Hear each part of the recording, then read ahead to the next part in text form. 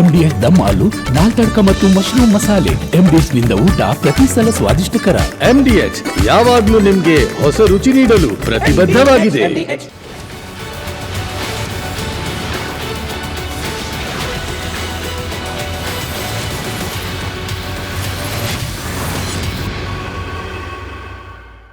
ನಮಸ್ಕಾರ, ನೀವು ನೋಡ್ತಾ ಇದ್ದೀರಾ ಕರ್ನಾಟಕ ಪ್ರೈಮ್ ಟೈಮ್. ನಾನು ಸ್ಮಿತಾ ರಂಗನಾಥ್. ರಾಕಿಂಗ್ ಸ್ಟಾರ್ ಯಶ್ ಅವರ ನಟನೆಯ ಟಾಕ್ಸಿಕ್ ಚಿತ್ರ ಬಿಡುಗಡೆಗೆ ಅಭಿಮಾನಿಗಳೆಲ್ಲ ಕಾಯ್ತಾ ಇದ್ದಾರೆ. ಹಾಗಾಗಿರುವ ಅಭಿಮಾನಿಗಳಿಗೆ ಚಿತ್ರದ ಚಿಕ್ಕ ಝಲಕ್ಕನ್ನ ಇತ್ತೀಚೆಗಷ್ಟೇ ಬಿಡುಗಡೆ ಮಾಡಲಾಗಿದೆ ಅಭಿಮಾನಿಗಳ ಕಾತರಕ್ಕೋಸ್ಕರ. ಆದರೆ ಈ ಎರಡೂವರೆ ನಿಮಿಷದ ಆ ಟ್ರೇಲರ್ನಲ್ಲಿ ಯಶ್ ಅವ್ರದ್ದಿರೋದು ಒಂದೇ ಡೈಲಾಗ್, ಡ್ಯಾಡಿ ಈಸ್ ಹೋಮ್. ಇದು ಚಿತ್ರದ ಕಥೆ ಆಯಿತು. ಆದರೆ ಇದೇ ಡೈಲಾಗ್ ಇದೀಗ ರಾಜ್ಯ ರಾಜಕೀಯದಲ್ಲಿ ಕಾಂಗ್ರೆಸ್ ಹಾಗೆ JDSನ ನಡುವೆ ಟ್ವಿಟ್ಟರ್ ವಾರ್ಗೆ ವೇದಿಕೆಯಾಗಿದೆ. ಕುಮಾರಸ್ವಾಮಿ ಅವರು 2028ಕ್ಕೆ ರಾಜ್ಯ ರಾಜಕಾರಣಕ್ಕೆ ವಾಪಸ್ ಬರ್ತಾರೆ. Daddy will be back, daddy will be in Karnataka politics ಅನ್ನೋ ಅರ್ಥದ AI ವಿಡಿಯೋವನ್ನು JDSನ ಅಭಿಮಾನಿಗಳು ಯಾವಾಗ ಹರಿಬಿಟ್ರೋ ಆಗಿನಿಂದ ಪ್ರಾರಂಭವಾಗಿ ಹೊಳೆನರಸೀಪುರ ಪದ್ಮನಾಭನಗರದಲ್ಲಿ CD ಫ್ಯಾಕ್ಟ್ರಿ ಇದೆ ಅನ್ನೋವರೆಗೂ ಬಂದು ನಿಂತಿದೆ ಈ ಸೋಷಿಯಲ್ ಮೀಡಿಯಾದ ಕಾಂಗ್ರೆಸ್ ಹಾಗೆ JDSನ ವಾರ್. ಇದರ ಮತ್ತಷ್ಟು ಮಾಹಿತಿಯನ್ನು ನಿಮ್ಮ ಮುಂದೆ ಇವತ್ತಿನ ಕರ್ನಾಟಕ ಪ್ರೈಮ್ ಟೈಮ್ನಲ್ಲಿ ಇಡ್ತಾ ಹೋಗ್ತೀವಿ. JDSನಂತೆ ಮತ್ತೊಂದು ಸುದ್ದಿ.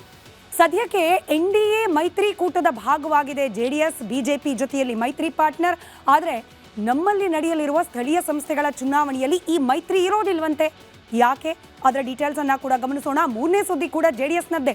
ತೆನೆ ಹೊತ್ತ ಮಹಿಳೆ ಚಿಹ್ನೆ ಇರುವ ಈ ಪಾರ್ಟಿ ಸಿಂಬಲ್ ಬದಲಾವಣೆ ಆಗುತ್ತಂತೆ. ಯಾವ ರೀತಿ, ಯಾಕೆ?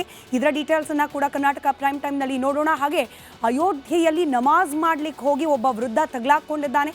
ಸೋಮನಾಥ, 12 ಜ್ಯೋತಿರ್ಲಿಂಗಗಳ ಪೈಕಿ ಒಂದಾದ ಸೋಮನಾಥದಲ್ಲಿ ನಾಳೆ ಅದ್ಭುತವಾದ ಕಾರ್ಯಕ್ರಮ ನಡೆಯಲಿದೆ. ಅದರ ವಿಶೇಷತೆ ಏನು? ಎಲ್ಲ ಸುದ್ದಿಗಳ ಡೀಟೇಲ್ ರಿಪೋರ್ಟನ್ನು ಇವತ್ತಿನ ಕರ್ನಾಟಕ ಪ್ರೈಮ್ ಟೈಮ್ನಲ್ಲಿ ನಿಮ್ಮ ಮುಂದೆ ಇಡ್ತಾ ಹೋಗ್ತೀವಿ. ಒಂದು ಕಾಲದಲ್ಲಿ ಮೈತ್ರಿ ಸರ್ಕಾರದ ಭಾಗವಾಗಿ ದೋಸ್ತಿಗಳಾಗಿದ್ದ ನಾಯಕರು ಇದೀಗ ವಿರುದ್ಧ ಪಕ್ಷಗಳ ವಿರೋಧಿ ನಾಯಕರಾಗಿ ಗುರುತಿಸಿಕೊಂಡಿದ್ದಾರೆ. DK ಶಿವಕುಮಾರ್ ಹಾಗೆ HD ಕುಮಾರಸ್ವಾಮಿ. ಒಂದೇ ಸಮುದಾಯದವರು ಅನ್ನೋದು ಒಂದು. ಹಾಗೆ ಯಾವಾಗ ಕುಮಾರಸ್ವಾಮಿ ಅವರು BJP ಜೊತೆಯಲ್ಲಿ ಕೈ ಜೋಡಿಸಿದ್ರು NDA ಮೈತ್ರಿಕೂಟದ ಭಾಗವಾಗಿ, ಆಗ ಐಡಿಯಾಲಜಿಕಲಿ ಕೂಡ ತದ್ವಿರುದ್ಧ ಆದರು ಅನ್ನೋದು ಮತ್ತೊಂದು ಕಾರಣ.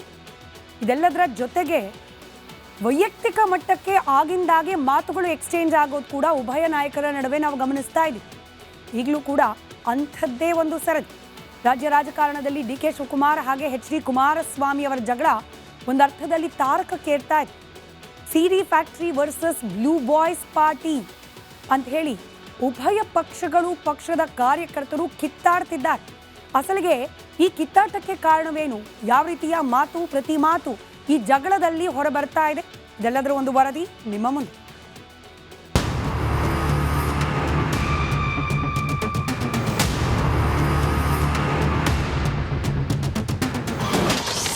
ಕರ್ನಾಟಕದಲ್ಲಿ ಮತ್ತೊಮ್ಮೆ Congress versus JDS, CD factory versus blue boys party politics. ರಾಜ್ಯ ರಾಜಕೀಯದಲ್ಲಿ ಮತ್ತೆ ಟ್ವೀಟ್ ವಾರ್ ಶುರುವಾಗಿದೆ. ಕಾಂಗ್ರೆಸ್ ಮತ್ತು JDS ಮಧ್ಯೆ ಶುರುವಾಗಿರುವಂತಹ ಈ ಟ್ವೀಟ್ ಕಾಳಗ ರಾಜ್ಯದಲ್ಲಿ ಹೊಸ ಆಯಾಮ ತಂದುಕೊಟ್ಟಿದೆ. ಕಾಂಗ್ರೆಸ್ ಮತ್ತು JDS ನಾಯಕರು ಒಬ್ಬರಿಗೊಬ್ಬರು ಟಾಂಗ್ ಕೊಡುತ್ತಾ ಟ್ವೀಟ್ನಲ್ಲಿ ಸರ್ಕಾರವನ್ನ ಪ್ರಶ್ನೆ ಮಾಡ್ತಿದ್ದಾರೆ.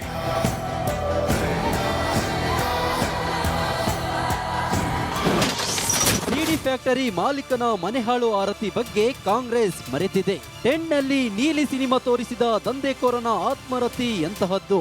ಕಲೆಕ್ಷನ್ ಗಿರಾಕಿಯ ಆತ್ಮರತಿ ಇರುವುದು ಮಸಾಜ್ ಪಾರ್ಲರ್ಗಳಲ್ಲಿ ಅಲ್ವೇ? ಹನಿ ಟ್ರಾಪ್ ಅಧ್ಯಕ್ಷನ ಆತ್ಮರತಿಗೆ ಸಂಪುಟದ ಮಂತ್ರಿಗಳು, ಶಾಸಕರೇ ಬಲಿಪಶುಗಳಾಗಿಲ್ವೇ?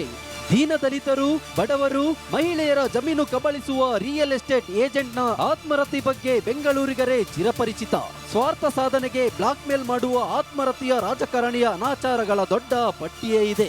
ರೌಡಿ ರಾಜಕಾರಣಿಯ ಅನುಭವದ ಕೊಚ್ಚೆಗೆ ಯಾರು ತಾನೇ ಸಮ?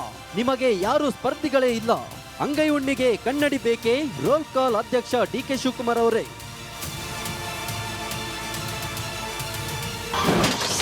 ಪದ್ಮನಾಭನಗರ ಹೊಳೆನರಸೀಪುರದಲ್ಲಿತ್ತು CD ಫ್ಯಾಕ್ಟರಿ.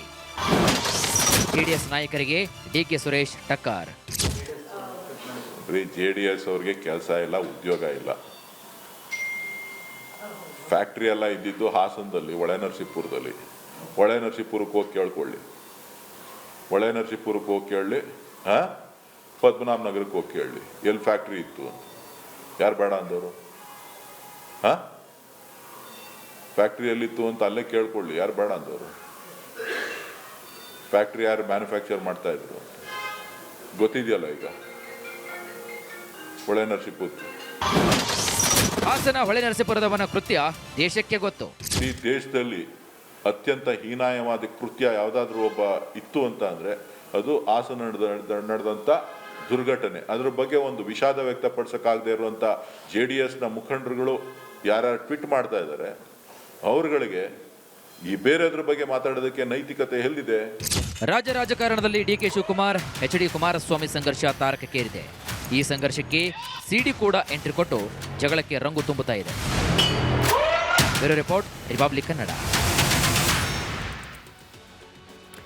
ನಮ್ಮ ರಾಜಕೀಯ ವ್ಯವಸ್ಥೆಯ ಅತ್ಯಂತ ದುರ್ಭಾಗ್ಯಕರ ಸಂಗತಿಗಳು ಅಥವಾ ಮತದಾರರ ಪಾಲಿಗೆ ಎಂದಿಗೂ ಕೂಡ ಜೀರ್ಣಿಸ್ಕೊಳ್ಳಿಕ್ಕೆ ಸಾಧ್ಯವಾಗದ ವಿಚಾರಗಳು ಅಂತಂದರೆ ಈ ರಾಜಕೀಯ ನಾಯಕರ ಪಲ್ಲಂಗ ಪ್ರಕರಣಗಳು.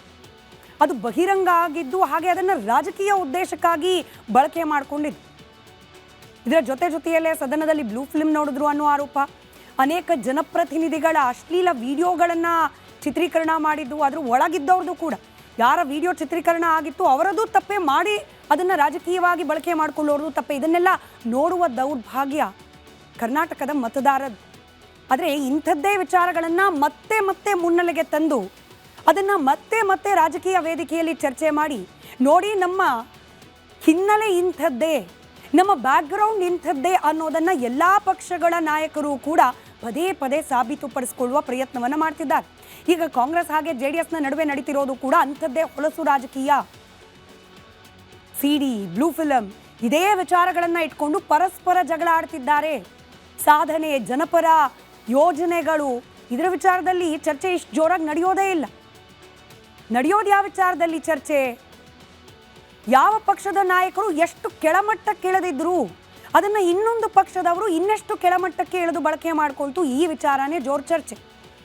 ಇದೀಗ ಕಾಂಗ್ರೆಸ್ ವರ್ಸಸ್ JDS ಈ ಜಟಾಪಟಿಯಲ್ಲೂ ಕೂಡ ಇದೇ ವಿಚಾರ ಚರ್ಚೆಯ ವಸ್ತು. ಟ್ವಿಟರ್ನಲ್ಲಿ ವಾರ್ ನಡೆಸ್ತಾ ಇದ್ದಾರೆ JDS ಹಾಗೆ ಕಾಂಗ್ರೆಸ್ನ ನಾಯಕರು. JDS ಮಾಡಿದ ಟ್ವೀಟ್ಗೆ ಕಾಂಗ್ರೆಸ್ ಕೂಡ ಕೌಂಟರ್ ಟ್ವೀಟ್ ಅಟ್ಯಾಕನ್ನೇ ಮಾಡಿದೆ. ಅದರಲ್ಲಿ ಗೊತ್ತಿರುವ ಎಲ್ಲ ಕ್ರಿಯೇಟಿವ್ ಪದಗಳನ್ನು ಬಳಕೆ ಮಾಡಿಕೊಂಡು JDSಗೆ ಕೌಂಟರ್ ಕೊಡು. ಈಕ್ವಲಿ JDS ಕೂಡ ಅದೇ ಕೆಲಸ ಮಾಡಿದ್ದು. ಇದೀಗ ಈಕ್ವಲಿ ಕಾಂಗ್ರೆಸ್ ಕೂಡ ಅದೇ ಧಾಟಿಯಲ್ಲಿ ಉತ್ತರ ಕೊಡುವ ಪ್ರಯತ್ನವನ್ನು ಮಾಡ್ತಾ ಇದೆ. JDS ಪಕ್ಷದ ಕೆಲ ಯುವ ನಾಯಕರ ಬಂಡವಾಳವನ್ನು ಮುಂದಿಟ್ಟುಕೊಂಡು JDS ಪಕ್ಷದ ಮರ್ಯಾದೆ ತೆಗೆಯೋ ಕೆಲಸವನ್ನು ಕಾಂಗ್ರೆಸ್ನವ್ರು ಮಾಡ್ತಾ ಇದ್ದಾರೆ. ನಿಮ್ಮದು ಸೆಕ್ಯೂರ್ಡ್ ಬ್ಲೂ ಬಾಯ್ಸ್ ಪಾರ್ಟಿ ಅನ್ನೋದು ಮರ್ತು ಹೋಗ್ಬಿಟ್ಟಿದ್ದೀರಾ ನೀವು. ಅದು ಇಷ್ಟು ಬೇಗ ಮರ್ತು ಹೋಯ್ತಾ ನಿಮಗೆ? ಶಾಂತಂ ಪಾಪಂ ಅಂತ ಹೇಳಿ ಕಾಂಗ್ರೆಸ್ ಟ್ವೀಟ್ ಮೂಲಕ ಕುಟುಕ್ತಾ ಇದೆ. ಬ್ಲೂ ಫಿಲಂ ನಿರ್ಮಾಪಕರು ನೀವು, ನಿರ್ದೇಶಕರು ನಿಮ್ಮಲ್ಲಿದ್ದಾರೆ ಅನೇಕರು. ಎಲ್ಲಕ್ಕಿಂತ ಮಿಗಿಲಾಗಿ ಈ ಬ್ಲೂ ಫಿಲಂನ ಪಾತ್ರಧಾರಿಗಳು ನಿಮ್ಮ ಪಕ್ಷದಲ್ಲಿ ತುಂಬಿ ತುಳುಕ್ತಾ ಇದ್ದಾರೆ. ನಿಮ್ಮ ಹುಡುಗ ನಿರ್ಮಿಸಿ ನಟಿಸಿದ ಚಿತ್ರ ವರ್ಲ್ಡ್ ವೈಡ್ ಫೇಮಸ್ ಆಗಿದೆ. ಹೇಳಿದ್ರೆ ನಿಮಗೆ ಗೊತ್ತಾಗಿರುತ್ತೆ.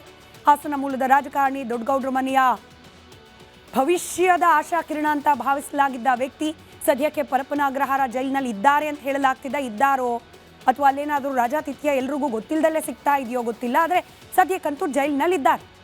ಈ ವಿಚಾರವನ್ನು ಮುಂದಿಟ್ಕೊಂಡು ಹಾಸನ ಬ್ಲೂ ಹೆಸರಿನ ಸಿನಿಮಾ ವರ್ಲ್ಡ್ ಫೇಮಸ್ ಆಗಿದೆ ಅಂತ ಹೇಳಿ JDS ಪಕ್ಷವನ್ನು ಕುಟುಕಿದೆ ಕಾಂಗ್ರೆಸ್ ಪಾರ್ಟಿ. ಹಾಲಿವುಡ್ವರೆಗೂ ಕೂಡ ಕರ್ನಾಟಕದ ಕೀರ್ತಿ ಪತಾಕೆಯನ್ನು ಹಾರಾಡಿಸಿದ್ದಾರೆ ನಿಮ್ಮ ಪಕ್ಷದ ಯುವ ನಾಯಕರು.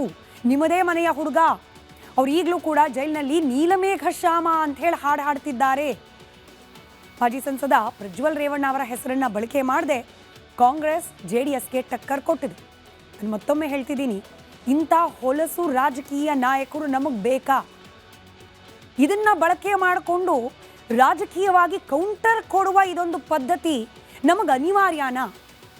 ಇದಕ್ಕೆ ಈ ಟ್ವೀಟ್ನಲ್ಲಿ ವಾರ್ ಮಾಡ್ತಾ ಇರುವವರು ಹಾಗೆ ಇಂಥ ಕೃತ್ಯಗಳಲ್ಲಿ ಭಾಗಿಯಾಗಿ ಹೆಸರು ಕಟ್ಟಿಸ್ಕೊಂಡಿರುವ ರಾಜಕಾರಣಿಗಳು, ಅಂಥವ್ರನ್ನ ಈಗಲೂ ಕೂಡ ಬೆಂಬಲಿಸ್ತಾ ಇರುವ ರಾಜಕಾರಣಿಗಳು ಇದ್ರ ಬಗ್ಗೆ ಒಂದು ಆತ್ಮಾವಲೋಕನ ಮಾಡಿಕೊಳ್ಳೇಬೇಕಾದ ಅನಿವಾರ್ಯತೆ ಇದೆ. ಮುಂದಿನ ಸುದ್ದಿ ಕಡೆ ಗಮನ ಕೊಡೋಣ. JDSಗೆ ಸಂಬಂಧಪಟ್ಟದ್ದು ಹಾಗೆ BJPಗೂ ಸಂಬಂಧಪಟ್ಟ ವಿಚಾರ ಇದು. ಮಂಡ್ಯದಲ್ಲಿ ಆಲ್ಮೋಸ್ಟ್ ಈ BJP ಹಾಗೆ JDSನ ಮೈತ್ರಿಗೆ ಎಳ್ಳು ನೀರು ಬಿಡುವ ಪರಿಸ್ಥಿತಿ ಬಂದಂತೆ ಕಾಣ್ತಾ ಇದೆ. ಸ್ಥಳೀಯ ಸಂಸ್ಥೆಗಳ ಚುನಾವಣೆ ಘೋಷಣೆ ಆಗೋಕ್ಕೆ ಮುಂಚೆನೇ ಒಂದರ್ಥದ ಬಿಕ್ಕಟ್ಟು ಎದುರಾಗಿದೆ. BJP JDSಗೆ ಸೆಡ್ ಹೊಡೆಯೋಕೆ ಸಜ್ಜಾಗಿದೆ ಅಂತ ಮಾಹಿತಿ ಕೂಡ ಲಭ್ಯವಾಗ್ತಾ ಇದೆ. ಈ ಬಗ್ಗೆ ಒಂದು ವರದಿ ನಿಮ್ಮ ಮುಂದೆ.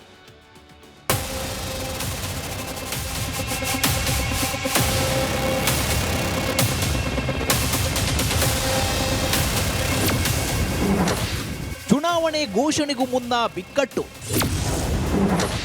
ಮುರಿದು ಬೀಳುತ್ತಾ ತೆನೆ ಕಮಲ ದೋಸ್ತಿ. ಮಂಡ್ಯ ಜಿಲ್ಲೆಯಲ್ಲಿ ಜೆಡಿಎಸ್ ಮತ್ತು ಬಿಜೆಪಿ ಮೈತ್ರಿ ಸಂಕಷ್ಟಕ್ಕೆ ಬಂದಿದೆ. ಸ್ಥಳೀಯ ಸಂಸ್ಥೆ ಚುನಾವಣೆ ಘೋಷಣೆಗೂ ಮುನ್ನ ಎರಡೂ ಪಕ್ಷಗಳಲ್ಲಿ ಅಸಮಾಧಾನ ತಲೆ ಎತ್ತಿದ್ದು ಮೈತ್ರಿಗೆ ಎಳ್ಳು ನೀರು ಎಂಬ ಗಾದೆಯಂತಾಗಿದೆ. ತೆನೆ ಮತ್ತು ಕಮಲದ ದೋಸ್ತಿ ಮುರಿದು ಬೀಳುವ ಹಂತ ತಲುಪಿದ್ಯಾ ಎಂಬ ಪ್ರಶ್ನೆ ಈಗ ರಾಜಕೀಯ ವಲಯದಲ್ಲಿ ಕುತೂಹಲ ಮೂಡಿಸಿದೆ.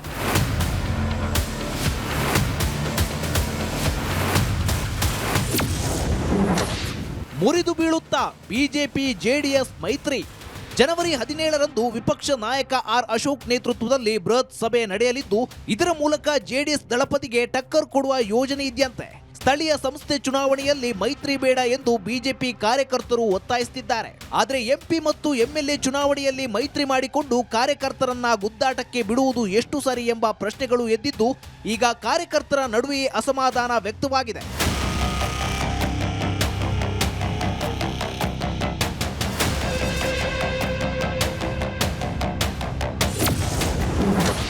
ಬಿಜೆಪಿ ಜೆಡಿಎಸ್ ಮೈತ್ರಿ ಮುಂದುವರಿಯುತ್ತೆ. ದೋಸ್ತಿ ಬಡಿದಾಟಕ್ಕೆ ಟ್ವಿಸ್ಟ್ ಕೊಟ್ಟ ಕುಮಾರಸ್ವಾಮಿ. ಜೆಡಿಎಸ್ ಮತ್ತು ಬಿಜೆಪಿ ಅಲಯನ್ಸ್ ನ್ಯಾಚುರಲ್ ಅಲಯನ್ಸ್ ಅಂತ ಹೇಳಿ ನೆನ್ನೆ ತಾನೇ ಹೇಳಿದ್ದಾರೆ. ಅದರಿಂದ ಇಲ್ಲಿ ನಮ್ಮಲ್ಲಿ ಯಾವುದೇ ಗೊಂದಲಕ್ಕೆ ಅವಕಾಶ ಕೊಡಲ್ಲ. ಅದರ ಬಗ್ಗೆ ನೀವು ಯಾರು ಸಂಶಯ ಪಡಬೇಡಿ. ರಾಜ್ಯಕ್ಕೆ ಒಳ್ಳೇದಾಗಬೇಕು. ರಾಜ್ಯಕ್ಕೆ ಒಳ್ಳೇದಾಗೋ ದೃಷ್ಟಿಯಿಂದ ನಾವು ಸರಿಯಾದ ರೀತಿಯ ತೀರ್ಮಾನಗಳು ತಗೊಳ್ತೀವಿ. ಬಿಜೆಪಿ ಕಾರ್ಯಕರ್ತರು ವರ್ಸಸ್ ಜೆಡಿಎಸ್ ಕಾರ್ಯಕರ್ತರು. ಮಂಡ್ಯದಲ್ಲಿ ಜೆಡಿಎಸ್ ಮತ್ತು ಬಿಜೆಪಿ ಮೈತ್ರಿ ದೀರ್ಘಕಾಲದಿಂದ ಇದೆ. ಆದರೆ ಸ್ಥಳೀಯ ಸಂಸ್ಥೆ ಚುನಾವಣೆಯಲ್ಲಿ ಎರಡೂ ಪಕ್ಷಗಳ ಕಾರ್ಯಕರ್ತರು ಒಂದೇ ಸ್ಥಾನಕ್ಕೆ ಸ್ಪರ್ಧಿಸುವ ಸಾಧ್ಯತೆ ಹೆಚ್ಚಾಗಿವೆ. ಇದರಿಂದ ಮೈತ್ರಿಯ ಬಗ್ಗೆ ಬಿಜೆಪಿ ಮುಖಂಡರಲ್ಲಿ ಅಸಮಾಧಾನ ಹೆಚ್ಚಾಗಿದೆ. ಕೆಲವರು ಮೈತ್ರಿ ಇದ್ದರೂ ಕಾರ್ಯಕರ್ತರನ್ನ ಗುದ್ದಾಟಕ್ಕೆ ಬಿಡುತ್ತಾರೆ. ಇದು ಸರಿಯಲ್ಲ ಎಂದು ಆಕ್ರೋಶ ವ್ಯಕ್ತಪಡಿಸಿದ್ದಾರೆ. Bureau report, republic Kannada. ಈ ಹಳೆ ಮೈಸೂರು ಭಾಗ, ಅದರಲ್ಲೂ ಮಂಡ್ಯ ಭಾಗದಲ್ಲಿ BJP ತನ್ನ ನೆಲೆಯನ್ನ ಭದ್ರ ಮಾಡಿಕೊಳ್ಬೇಕು ಅನ್ನೋ ನಿಟ್ಟಿನಲ್ಲಿ ಕಳೆದ ಅನೇಕ ವರ್ಷಗಳಿಂದ, ಇನ್ಫ್ಯಾಕ್ಟ್ ವಿಧಾನಸಭಾ ಚುನಾವಣೆಗೆ ಕೆಲ ತಿಂಗಳ ಹಿಂದಿನಿಂದಲೂ ಕೂಡ ಒಂದು ಬ್ಲೂ ಪ್ರಿಂಟ್ ಅನ್ನ ರೆಡಿ ಮಾಡಿಕೊಂಡಿತ್ತು. ಆ ನಿಟ್ಟಿನಲ್ಲಿ ಒಂದಷ್ಟು ಕಾರ್ಯಕ್ರಮಗಳನ್ನು, ಅಂದರೆ ಪಕ್ಷದ ಆಯಾಮದಲ್ಲಿ, ಪಕ್ಷದ ಚೌಕಟ್ಟಿನಲ್ಲಿ ಒಂದಷ್ಟು ಕಾರ್ಯಕ್ರಮಗಳನ್ನು ಕೂಡ ಮಂಡ್ಯ ಹಾಗೆ ಹಳೆ ಮೈಸೂರು ಭಾಗದಲ್ಲಿ ಪಕ್ಷದ ಬಲ ವೃದ್ಧಿ ಮಾಡಿಕೊಳ್ಳಿಕ್ಕೆ, ಕೇಡರ್ ಬೇಸನ್ನು ಗಟ್ಟಿ ಮಾಡಿಕೊಳ್ಳಿಕ್ಕೆ ಪ್ರಯತ್ನವನ್ನು ಮಾಡಿತ್ತು. ಆದರೆ ಯಾವಾಗ JDS ಹಾಗೆ BJP ಮೈತ್ರಿ ಅನ್ನೋದು ಘೋಷಣೆ ಆಯಿತು, ಸ್ಥಳೀಯ ಮಟ್ಟದಲ್ಲಿದ್ದ BJP ಕಾರ್ಯಕರ್ತರು ಹಾಗೆ ಸ್ಥಳೀಯ ನಾಯಕರಲ್ಲಿ ಅಸಮಾಧಾನ. ಯಾಕಂದರೆ same vote base target JDS ಹಾಗೆ BJP. ಕಾಂಗ್ರೆಸ್ಗೆ ಒಂದಷ್ಟು ಸಾಂಪ್ರದಾಯಿಕ ವೋಟ್ಗಳು ಹಳೆ ಮೈಸೂರು ಭಾಗದಲ್ಲಿದೆ ಸಿದ್ದರಾಮಯ್ಯನವರ ಕಾರಣಕ್ಕೋಸ್ಕರ, ಹಾಗೆ ಒಕ್ಕಲಿಗರ ನಾಯಕ ಅನ್ನೋ ಕಾರಣಕ್ಕೆ DK ಶಿವಕುಮಾರ್ ಅವರ ಕಾರಣದಿಂದ, ಹಾಗೆ ಮುಸ್ಲಿಂ ಸೇರಿದಂತೆ ಹಿಂದುಳಿದ ಇತರೆ ಸಮುದಾಯಗಳು. ಇದನ್ನು ಹೊರತುಪಡಿಸಿದರೆ BJP ಹಾಗೆ JDSನ ಟಾರ್ಗೆಟ್ ಇದ್ದಿದ್ದು ಆಲ್ಮೋಸ್ಟ್ ಸೇಮ್ ವೋಟ್ ಬ್ಯಾಂಕ್. ಹೀಗಾಗಿ ನಾವು ನಮ್ಮ ಬೇಸನ್ನು ಗಟ್ಟಿ ಮಾಡ್ಕೊಳ್ಳೋ ಪ್ರಯತ್ನ ಮಾಡ್ತಿರೋ ಸಂದರ್ಭದಲ್ಲಿ JDSನ ಜೊತೆಯಲ್ಲಿ ಮೈತ್ರಿ ಮಾಡ್ಕೊಂಡ್ಬಿಟ್ರೆ ನಾವು ಪಕ್ಷವನ್ನು ತಳಮಟ್ಟದಿಂದ ಬೆಳೆಸೋದು ಹೇಗೆ ಅನ್ನೋ ಅಸಮಾಧಾನ ಅಂದಿನಿಂದಲೂ ಕೂಡ BJPಯ ಸ್ಥಳೀಯ ಮಟ್ಟದ ಕಾರ್ಯಕರ್ತರು, ನಾಯಕರಲ್ಲಿ ಇದ್ದೇ ಇತ್ತು. ರಾಷ್ಟ್ರೀಯ ಮಟ್ಟದಲ್ಲಾದ ನಿರ್ಧಾರ, ಇದನ್ನು ಧಿಕ್ಕರಿಸುವ ಅಥವಾ ಇದನ್ನು ಬೇಡ ಅನ್ನುವ ಛಾತಿ ಸಹಜವಾಗಿ ಕೆಳಮಟ್ಟದ ನಾಯಕರಲ್ಲಿ ಇರೋದಿಲ್ಲ. ಹಾಗೂ ಹೀಗೂ ಲೋಕಸಭಾ ಚುನಾವಣೆ ಆಯಿತು, ಅದಾದ ನಂತರದಲ್ಲಿ ಆಗ್ತಾ ಇರುವ ಬೆಳವಣಿಗೆ, ಇದೆಲ್ಲದರ ನಡುವೆ ಈಗ ಸ್ಥಳೀಯ ಸಂಸ್ಥೆಗಳ ಚುನಾವಣೆ ಸಂದರ್ಭದಲ್ಲಿ ಈಗಲೂ ಮೈತ್ರಿ ಮಾಡ್ಕೊಂಡ್ಬಿಟ್ರೆ ಹೆಂಗೆ ಪಕ್ಷವನ್ನು ಬೆಳೆಸೋದು ಅನ್ನೋ ಚಿಂತನೆ ಎರಡೂ ಪಕ್ಷಕ್ಕೂ ಶುರುವಾಗಿದೆ. ಇದೇ ಕಾರಣಕ್ಕೆ ಮಂಡ್ಯದಲ್ಲಿ ಬಹುತೇಕ ದಳ ಹಾಗೆ ಕಮಲದ ಮೈತ್ರಿ ಮುರಿದು ಬೀಳುವ ಹಂತಕ್ಕೆ ಹೋಗ್ತಾ ಇದೆ. ಸ್ಥಳೀಯ ಸಂಸ್ಥೆಗಳ ಚುನಾವಣೆ ವಿಚಾರದಲ್ಲಿ ಬಿರುಕು ಮೂಡಿದೆ. ಚುನಾವಣೆ ದಿನಾಂಕ ಇನ್ನೂ ಘೋಷಣೆನೇ ಆಗಿಲ್ಲ, ಆಗಲೇ ಬಿಕ್ಕಟ್ಟು ಶುರುವಾಗಿದೆ. ಮಂಡ್ಯದಲ್ಲಿ JDSಗೆ ಸೆಟ್ ಹೊಡಿಬೇಕು ಅಂತ ಹೇಳಿ BJP ಪ್ಲಾನ್ ಮಾಡಿಕೊಂಡಂತೆ ಕಾಣ್ತಾ ಇದೆ. ಇದಕ್ಕೆ ಪೂರಕ ಅನ್ನೋ ರೀತಿಯಲ್ಲಿ ಸ್ಥಳೀಯ ಸಂಸ್ಥೆ ಚುನಾವಣೆಗೆ ತಯಾರಾಗೋಕೆ ಬೃಹತ್ ಸಭೆಯನ್ನು ಇದೇ ತಿಂಗಳ 17ನೇ ತಾರೀಕು ಆರ್ ಅಶೋಕ್ ಅವರ ನೇತೃತ್ವದಲ್ಲಿ ಆಯೋಜನೆ ಮಾಡಲಾಗಿದೆ. ಮೈತ್ರಿ ಪಾರ್ಟ್ನರ್ಸ್ ಆಗಿರುವಾಗ ಕೇವಲ ಬಿಜೆಪಿ ಈ ಸಭೆ ನಡೆಸ್ತಾ ಇದೆ ಅಂದರೆ ಸಹಜವಾಗಿ JDSನವರಿಗೆ ಆಕ್ಷೇಪ ಇದ್ದೇ ಇರುತ್ತೆ. ಪ್ರಿಪ್ರೇಷನ್ ನೀವು ಮಾತ್ರ ಏನು ಮಾಡ್ಕೊಳ್ಳೋದು, ನಾವು ಮಾಡ್ಕೊಳ್ತೀವಿ ಸಪ್ರೇಟ್ ಆಗಿ ಅನ್ನೋ ಲೆಕ್ಕಾಚಾರದಲ್ಲಿ JDSನವರು ಕೂಡ ಮಾನಸಿಕವಾಗಿ ಸಿದ್ಧರಾಗ್ತಾ ಇದ್ದಾರೆ. ದಳಪತಿಗಳಿಗೆ ಟಕ್ಕರ್ ಕೊಡೋಕೆ ಒಂದು ಕಡೆ ಕಮಲ ಪಡೆ ಮುಂದಾಗ್ತಾ ಇದೆ. ಮೈತ್ರಿ ಬಗ್ಗೆ ಬಿಜೆಪಿ ಮುಖಂಡರಲ್ಲಿ ಅಸಮಾಧಾನ ಹೆಚ್ಚಾಗ್ತಾ ಇದೆ. ಕೇವಲ ಸ್ಥಳೀಯ ಸಂಸ್ಥೆಗಳ ಚುನಾವಣೆಗೆ ಮಾತ್ರ ಅಲ್ಲ, MP ಹಾಗೆ MLA ಎಲೆಕ್ಷನ್ಗೂ ಕೂಡ ಮೈತ್ರಿ ಬೇಡ ಅಂತ ಹೇಳಿ ಬಿಗಿಪಟ್ಟು ಹಿಡಿದಿದ್ದಾರಂತೆ. ಮೈತ್ರಿ ಪಡೆಯ ಬಿರುಕಿನಿಂದ ಹಾಗಾದರೆ ಕಾಂಗ್ರೆಸ್ ಲಾಭ ಪಡೆಯುತ್ತಾ? ಕಾದ್ ನೋಡಬೇಕಾಗಿದೆ. ಮುಂದಿನ ಸುದ್ದಿ ಕಡೆ ಗಮನ ಕೊಡೋಣ. JDS ಪಕ್ಷದ ಚುನಾವಣಾ ಚಿಹ್ನೆ, ನಾನು ಕಾರ್ಯಕ್ರಮದ ಪ್ರಾರಂಭದಲ್ಲೇ ಹೇಳ್ತಾ ಇದ್ದ ಹಾಗೆ ತೆನೆ ಹೊತ್ತ ಮಹಿಳೆ, ಇದು ಸದ್ಯಕ್ಕೆ JDSನ ಪಾರ್ಟಿ ಲೋಗೋ. ಇದನ್ನು ಬದಲಾವಣೆ ಮಾಡಲಿಕ್ಕೆ JDSನಲ್ಲಿ ಪ್ಲಾನಿಂಗ್ ನಡೀತಾ ಇದೆ. 2026ನೇ ವರ್ಷದಲ್ಲಿ ಪಕ್ಷದ ಚುನಾವಣಾ ಚಿಹ್ನೆಯಲ್ಲಿ ಬದಲಾವಣೆ ತರಬೇಕು ಅಂತ ಹೇಳಿ JDS ನಿರ್ಧಾರವನ್ನು ತೆಗೆದುಕೊಂಡಿದೆ. ತೆನೆ ಹೊತ್ತ ಮಹಿಳೆ ಸದ್ಯಕ್ಕೆ JDS ಪಕ್ಷದ ಚುನಾವಣಾ ಚಿಹ್ನೆಯಾಗಿದೆ. ತೆನೆ ಹೊತ್ತ ಮಹಿಳೆಯ ಚಿಹ್ನೆಯ ಜೊತೆಗೆ ತಮ್ಮ ಹಳೆ ಚಿಹ್ನೆಯಲ್ಲಿದ್ದ ಚಕ್ರದ ಗುರುತನ್ನು ಸೇರಿಸಲಿಕ್ಕೆ ಪ್ಲಾನ್ ಮಾಡಲಾಗ್ತಾ ಇದೆ. ನಿನ್ನೆ ನಡೆದ ಕೋರ್ ಕಮಿಟಿ ಸಭೆಯಲ್ಲಿ ದೇವೇಗೌಡರ ಸಲಹೆಯಂತೆ ಈ ಚರ್ಚೆಯನ್ನು ನಡೆಸಲಾಗಿದೆ. ಹೀಗಾಗಿ ಚುನಾವಣಾ ಆಯೋಗಕ್ಕೆ ಶೀಘ್ರದಲ್ಲೇ ಚುನಾವಣಾ ಚಿಹ್ನೆಯಲ್ಲಿ ಕೊಂಚ ಬದಲಾವಣೆ ಮಾಡ್ತೀವಿ ಅಂತ ಹೇಳಿ JDS ಪಕ್ಷದಿಂದ ಅರ್ಜಿ ಸಲ್ಲಿಕೆ ಮಾಡಲಾಗುತ್ತೆ ಅನ್ನೋ ಮಾಹಿತಿ ಇದೆ. ಚುನಾವಣಾ ಆಯೋಗದಿಂದ ಹೊಸ ಚಿಹ್ನೆಗೆ ಅನುಮತಿ ಸಿಕ್ಕ ಕೂಡಲೇ JDSನ ಹೊಸ ಚುನಾವಣಾ ಚಿಹ್ನೆ ಬಿಡುಗಡೆಯಾಗಲಿದೆ. ಹಾಗಾದ್ರೆ ಏನಿರುತ್ತೆ ಪಕ್ಷದ ಚಿಹ್ನೆ? ತೆನೆ ಹೊತ್ತ ಮಹಿಳೆ ಇರೋದೇ ಇಲ್ವಾ? ಆ ಕಲರ್ ಕಾಂಬಿನೇಷನ್ನಲ್ಲಿ ಏನಾದರೂ ಬದಲಾವಣೆ ಆಗುತ್ತಾ? ಏನಿದೆ ದೇವೇಗೌಡರ ಚಿಂತನೆ? ಇದೆಲ್ಲದರ ಡೀಟೇಲ್ಸನ್ನು ಗಮನಿಸ್ತಾ ಹೋಗೋಣ. ಚುನಾವಣಾ ಚಿಹ್ನ ಬದಲಾವಣೆಗೆ ಇದೀಗ JDS ಮುಂದಾಗ್ತಾ ಇದೆ. ಈ ಬದಲಾವಣೆಯ ಭಾವನೆಯ ಹಿಂದೂ ಕೂಡ ಒಂದಷ್ಟು ಲೆಕ್ಕಾಚಾರಗಳಿದೆ. ತೆನೆ ಹೊತ್ತ ಮಹಿಳೆ ಚಿಹ್ನೆ ಹಿಂದೆ ಚಕ್ರವನ್ನು ಸೇರಿಸಬೇಕು ಅಂತ ನಿರ್ಧಾರ ಮಾಡ್ಕೊಂಡಿದ್ದಾರೆ. ನೀವು ನೋಡ್ತಾ ಇದ್ದೀರಾ ಸ್ಕ್ರೀನ್ನ ಮೇಲೆ, ಈ ತೆನೆ ಹೊತ್ತ ಮಹಿಳೆ ಇದ್ದೇ ಇರ್ತಾರೆ, ಆಕೆಯ ಹಿಂಭಾಗದಲ್ಲಿ ಚಕ್ರದ ಚಿಹ್ನೆಯನ್ನು ಸೇರಿಸಬೇಕು ಅಂತ ಹೇಳಿ ನಿರ್ಧಾರ ಮಾಡಲಾಗಿದೆ ಅಂತ. ಈ ನಡೆಯಿಂದ ಪಕ್ಷಕ್ಕೆ ಸಕಾರಾತ್ಮಕವಾದ ಪಾಸಿಟಿವ್ ಶಕ್ತಿ ಬರುತ್ತೆ ಅಂತ ಹೇಳಿ ಯಾರೋ ಸಲಹೆಯನ್ನು ನೀಡಿದ್ದಾರಂತೆ. ಚಿಹ್ನೆಯ ಜೊತೆ ಪೂರ್ಣ ವೃತ್ತ ಹಾಕಿದರೆ ಒಳ್ಳೆಯದಾಗತ್ತೆ ಅನ್ನೋ ಕಾರಣಕ್ಕೆ ಚಕ್ರದ ಚಿಹ್ನೆಯನ್ನು ತಮ್ಮ ಪಾರ್ಟಿ ಲೋಗೋದಲ್ಲಿ ಅಳವಡಿಕೆ ಮಾಡಲಿಕ್ಕೆ ಇದೀಗ JDS ಮುಂದಾಗ್ತಾ ಇದೆ. ಈ ಹಿಂದೆ ಚುನಾವಣಾ ಚಿಹ್ನೆ, ಈ ಚಕ್ರದ ಚುನಾವಣಾ ಚಿಹ್ನೆಯನ್ನು JDS ಪಕ್ಷ ಹೊಂದಿತ್ತು. ಕಾಲಾನಂತರದಲ್ಲಿ ಟ್ರ್ಯಾಕ್ಟರನ್ನು ಚಿಹ್ನೆಯಾಗಿ ದಳಪಕ್ಷ ಪಡೆದಿತ್ತು. ಟ್ರ್ಯಾಕ್ಟರನ್ನೇ ಹೋಲುವ ಚಿಹ್ನೆಯನ್ನು ಪಕ್ಷೇತರ ಅಭ್ಯರ್ಥಿಗಳು ಕೂಡ ಕೆಲವರು ಪಡೆದಿದ್ದರಿಂದ ಈ ಚಿಹ್ನೆಯಲ್ಲಿ ಓಟ್ ಹಾಕೋ ಸಂದರ್ಭದಲ್ಲಿ ಜನರಿಗೆ, ಮತದಾರರಿಗೆ ಗೊಂದಲ ಆಗತ್ತೆ. JDSನದ್ದು ಟ್ರ್ಯಾಕ್ಟರ್ ಸಿಂಬಲ್, ಅದಕ್ಕೆ ಹೋಲಿಕೆ ಆಗೋ ರೀತಿಯಲ್ಲೇ ಪಕ್ಷೇತರರ ಸಿಂಬಲ್ ಕೂಡ ಇದ್ದಾಗ ಓಟ್ ಹಾಕುವವರಿಗೆ ಗುರುತಿಸಲಿಕ್ಕೆ ತೊಂದರೆ ಆಗಬಹುದು ಅನ್ನೋ ಕಾರಣಕ್ಕೆ ಅದನ್ನು ಬದಲಾವಣೆ ಮಾಡೋ ಚಿಂತನೆ ಬಂತು. ಇನ್ಫ್ಯಾಕ್ಟ್ ಹೀಗೆ ಟ್ರ್ಯಾಕ್ಟರ್ ಸಿಂಬಲ್ ಇದ್ದ ಸಂದರ್ಭದಲ್ಲಿ ಪಕ್ಷೇತರರು ಅದಕ್ಕೆ ಹೋಲಿಕೆಯಾಗುವ ಸಿಂಬಲನ್ನೇ ಬಳಕೆ ಮಾಡ್ತಿದ್ದ ಸಂದರ್ಭದಲ್ಲಿ ಅನೇಕ ಚುನಾವಣೆಗಳಲ್ಲಿ JDSಗೆ ಸೋಲಾಗಿತ್ತಂತೆ. ಹೀಗಾಗಿ ಟ್ರ್ಯಾಕ್ಟರ್ ಬದಲು ತೆನೆ ಹೊತ್ತ ಮಹಿಳೆಗೆ ಮಣೆ ಹಾಕಿತ್ತು JDS ಪಕ್ಷ. ಈಗ ತೆನೆ ಹೊತ್ತ ಮಹಿಳೆಯ ಜೊತೆಯಲ್ಲೇ ಚಕ್ರವನ್ನು ಸೇರಿಸಲಿಕ್ಕೆ JDS ಪ್ಲಾನ್ ಮಾಡಿಕೊಂಡಿದೆ. ಚುನಾವಣಾ ಆಯೋಗದಿಂದ ಇದಕ್ಕೆ ಗ್ರೀನ್ ಸಿಗ್ನಲ್ ಸಿಕ್ಕರೆ ತೆನೆ ಹೊತ್ತ ಮಹಿಳೆಯ ಹಿಂದೆ ಚಕ್ರದ ಚಿಹ್ನೆ ಸೇರ್ಪಡೆಯಾಗಲಿದೆ. ಜಿಲ್ಲಾ ಪಂಚಾಯತ್, ತಾಲೂಕು ಪಂಚಾಯತ್ ಚುನಾವಣೆ ವೇಳೆಗೇನೆ ಈ ಹೊಸ ಚಿಹ್ನೆ ಬಳಕೆ ಮಾಡಬೇಕು ಅನ್ನೋ ನಿರ್ಧಾರಕ್ಕೇನೋ ಪಕ್ಷ ಬಂದಿದೆ. ಚುನಾವಣಾ ಆಯೋಗ ಇದಕ್ಕೆ ಗ್ರೀನ್ ಸಿಗ್ನಲ್ ಕೊಡೋದೊಂದೇ ಬಾಕಿ ಇದೆ. ಇನ್ ಕೇಸ್ ಸ್ಥಳೀಯ ಸಂಸ್ಥೆಗಳ ಚುನಾವಣೆಗೆ ಅವಕಾಶ ಸಿಗದೆ ಹೋದರೆ 2028ರ ಚುನಾವಣೆಗೆ ಇದನ್ನು ಬಳಕೆ ಮಾಡಿಕೊಳ್ಬೇಕು ಅನ್ನೋ ನಿರ್ಧಾರದಲ್ಲಿ ಸದ್ಯಕ್ಕೆ JDS ಪಕ್ಷ ಇದೆ. ಇನ್ನು 2028ರ ವಿಧಾನಸಭಾ ಚುನಾವಣೆ ಕಣಕ್ಕಿಳಿಯೋಕೆ ಘಟಾನುಘಟಿ ನಾಯಕರು ಸಜ್ಜಾಗ್ತಾ ಇದ್ದಾರೆ. ರಾಷ್ಟ್ರ ರಾಜಕಾರಣದಿಂದ ರಾಜ್ಯದತ್ತ ನಾಯಕರು ಮುಖ ಮಾಡ್ತಾ ಇದ್ದಾರೆ. ನಿಖಿಲ್ ಕುಮಾರಸ್ವಾಮಿ, ಪ್ರತಾಪ್ ಸಿಂಹ, ಸುಮಲತಾ ರಣತಂತ್ರ ರೂಪಿಸ್ತಾ ಇದ್ದಾರೆ. ನಿಖಿಲ್ ಮಂಡ್ಯ ಅಥವಾ ಮದ್ದೂರಿನಿಂದ ಸ್ಪರ್ಧೆ ಮಾಡೋಕೆ ಚಿತ್ತ ನೆಟ್ಟಿದ್ರೆ, ಪ್ರತಾಪ್ ಸಿಂಹ ಅವರು ಮೈಸೂರಿನ ಚಾಮರಾಜ ಕ್ಷೇತ್ರದ ಮೇಲೆ ಕಣ್ಣಿಟ್ಟಿದ್ದಾರೆ.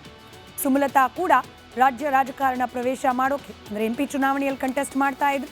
ಈಗ ವಿಧಾನಸಭಾ ಚುನಾವಣೆಯನ್ನು ಕಂಟೆಸ್ಟ್ ಮಾಡಲಿಕ್ಕೆ ಸುಮಲತಾ ಅವರು ಪ್ಲಾನ್ ಮಾಡ್ತಿದ್ದಾರೆ ಅಂತ ಹೇಳಲಾಗ್ತಾ ಇದೆ.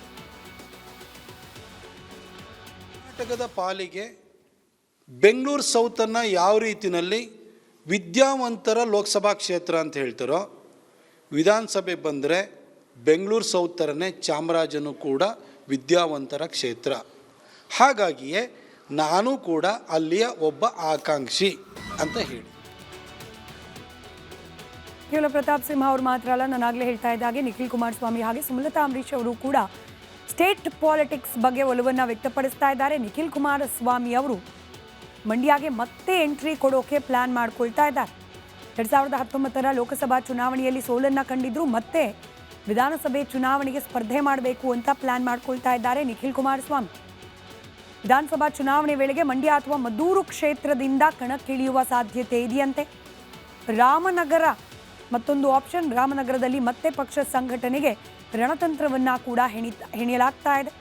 ಚುನಾವಣೆ ವೇಳೆಗೆ ಯಾವ ಅಖಾಡ ಸೂಕ್ತ ಅನ್ನೋ ಗ್ರೌಂಡ್ ರಿಪೋರ್ಟ್ ಬರುತ್ತೋ ಅದನ್ನು ಆಯ್ಕೆ ಮಾಡಿಕೊಂಡು ವಿಧಾನಸಭಾ ಚುನಾವಣೆ ಮೂಲಕ ರಾಜ್ಯ ರಾಜಕಾರಣಕ್ಕೆ ಎಂಟ್ರಿ ಪಡೆಯುವ ನಿರೀಕ್ಷೆಯಲ್ಲಿದ್ದಾರೆ ನಿಖಿಲ್ ಕುಮಾರಸ್ವಾಮಿ. ಸುಮಲತಾ ಅಂಬರೀಶ್ ಅವರು ಸಂಸದೆ ಆಗಿದ್ದವರು. ಸುಮಲತಾ ಅಂಬರೀಶ್ ಅವರು ರಾಜ್ಯ ರಾಜಕಾರಣಕ್ಕೆ ಬರಬೇಕು ಅಂತ ಹೇಳಿ ಒಲವನ್ನು ವ್ಯಕ್ತಪಡಿಸ್ತಾ ಇದ್ದಾರೆ.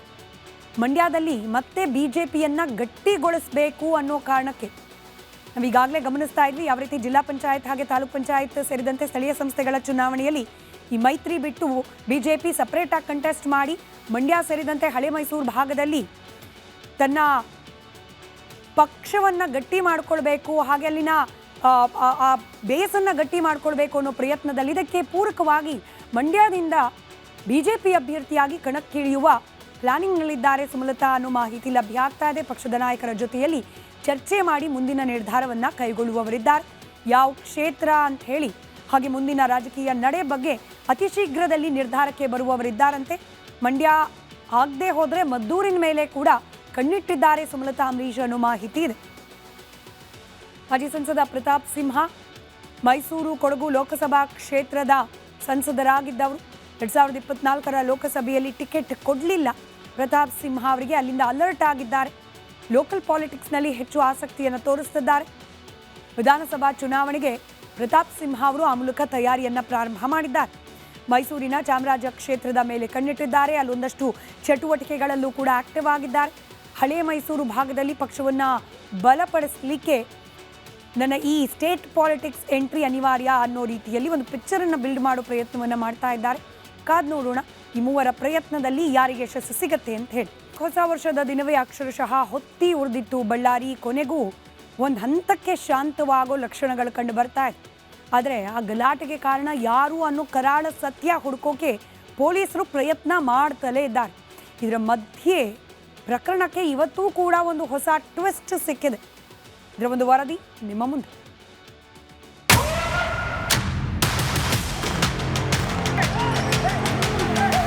ಶಾಸಕ ಜನಾರ್ದನ್ ರೆಡ್ಡಿ ಮನೆ ಬಳಿ ಫೈರಿಂಗ್ ಪ್ರಕರಣದ ತನಿಖೆಗೆ ಚುರುಕು ಸಿಕ್ಕಿದೆ. ಗಲಾಟೆ ಸಂಬಂಧ ಇದೇ ಉಬ್ಬಿಸಿಕೊಂಡು ಫೈರಿಂಗ್ ಮಾಡಿದ ಗನ್ಮ್ಯಾನ್ಗಳು ಸೇರಿ ಒಟ್ಟು 26 ಜನ ಆರೋಪಿಗಳನ್ನ ಪರಪ್ಪನ ಮಡಿಲು ಸೇರಿದ್ದಾರೆ. ಈ ನಡುವೆ ರೆಡ್ಡಿ ಮನೆ ಮುಂದೆ ನಡೆದಂತಹ ಗಲಾಟೆಗೆ ಟ್ವಿಸ್ಟ್ ಕೂಡ ಸಿಕ್ಕಿದೆ. ಶೂಟೌಟ್ ಪ್ರಕರಣದಲ್ಲಿ ದಿನಕ್ಕೊಂದು ಟ್ವಿಸ್ಟ್. ವಿಡಿಯೋನಲ್ಲಿದ್ದವರು ಬಳ್ಳಾರಿಯವರೇ ಅಲ್ವಾ? ಶಾಸಕ ಜನಾರ್ದನ್ ರೆಡ್ಡಿ ಮನೆ ಮುಂದೆ ಗಲಭೆ ವೇಳೆ ನಡೆದಂತಹ ಶೂಟೌಟ್ ಪ್ರಕರಣದಲ್ಲಿ ದಿನಕ್ಕೊಂದು ಟ್ವಿಸ್ಟ್ ಸಿಗ್ತಾ ಇದೆ. ರೆಡ್ಡಿ ಮನೆಯ ಮುಂದಿನ ವಿಡಿಯೋವನ್ನ ಇಂಚೆಂಚು ಪೊಲೀಸರು ಪರಿಶೀಲನೆ ಮಾಡ್ತಾ ಇದ್ದು, ಗಲಾಟೆ ವಿಡಿಯೋಗಳಲ್ಲಿ ಕಾಣಿಸಿಕೊಂಡಂತಹ ಅರ್ಧಕ್ಕರ್ಧ ಮಂದಿ ಬಳ್ಳಾರಿಯವರೇ ಅಲ್ಲ, ಆಂಧ್ರ ಮತ್ತು ತೆಲಂಗಾಣದಿಂದ ಬಂದಿದ್ದಾರೆ ಅನ್ನೋ ಅನುಮಾನ ವ್ಯಕ್ತವಾಗ್ತಿದೆ.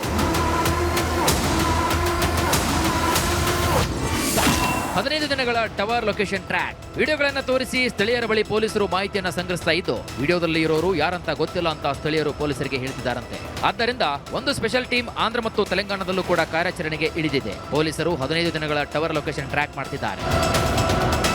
ಕತೆ ಇಲ್ಲಿಗೆ ಮುಗಿಯಲ್ಲ. ಗಲಾಟೆಯಲ್ಲಿ ಬಳಕೆಯಾದ ದೊಣ್ಣೆಗಳ ರಾಶಿ, ಗನ್ ಬಳಕೆ ರೀತಿ, ಕಲ್ಲು, ಖಾರದ ಪುಡಿ ಬಳಕೆ ಎಲ್ಲವೂ ಒಂದೇ ಮಾದರಿಯಲ್ಲಿದ್ದು, ಇವೆಲ್ಲವನ್ನು ಕೂಡ ದಿಢೀರಂತಹ ಸಂಗ್ರಹ ಮಾಡಿದ್ರಾ ಅಥವಾ ಉದ್ದೇಶಪೂರ್ವಕವಾಗಿ ಮಾಡಿದ್ದಾರಾ ಎಂಬುದರ ಟೆಕ್ನಿಕಲ್ ಅನಾಲಿಸಿಸ್ಗೆ ಅಂತಲೇ 3 ವಿಶೇಷ ತಂಡವನ್ನ ರಚನೆ ಮಾಡಲಾಗಿದೆ. ಸಿಐಡಿ ಪಾರದರ್ಶಕ ತನಿಖೆ ಮಾಡಬೇಕು. ಮುಂಚೆಯಿಂದ ಕೂಡ ಏನೇನು ದಾಖಲಾತಿಗಳಿದೆನೋ ಸಿಐಡಿ ತನಿಖೆ ಒಂದು ಕಡೆ ನಲೀರಿ, ಬ್ಯಾಡನ್ನಕ್ಕೆ ಹೋಗಲ್ಲ.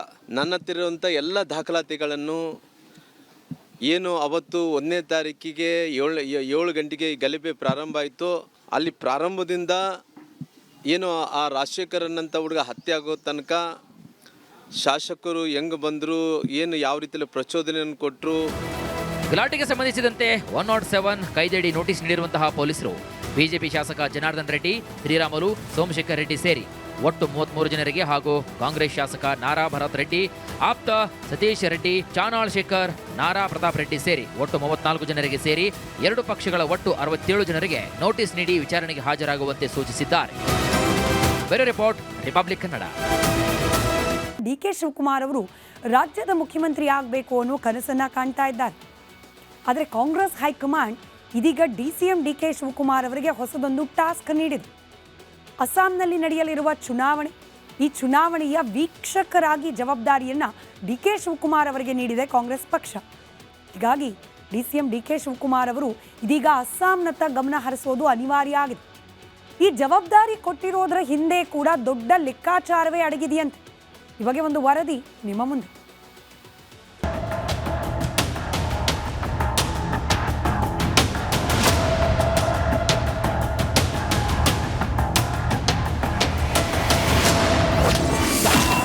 ಡಿಕೆ ಶಿವಕುಮಾರ್ಗೆ ಅಸ್ಸಾಂ ಚುನಾವಣೆ ಹೊಣೆ.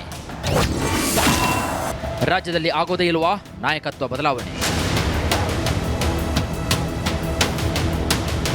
ಸಂಕ್ರಮಣದ ಹಬ್ಬ ಹತ್ತಿರವಾಗ್ತಾ ಇದ್ದಂತೆ ರಾಜ್ಯ ಕಾಂಗ್ರೆಸ್ನಲ್ಲಿ ಬದಲಾವಣೆಯ ಗಾಳಿ ಏಳುವ ಸೂಚನೆ ಸಿಕ್ಕಿತ್ತು.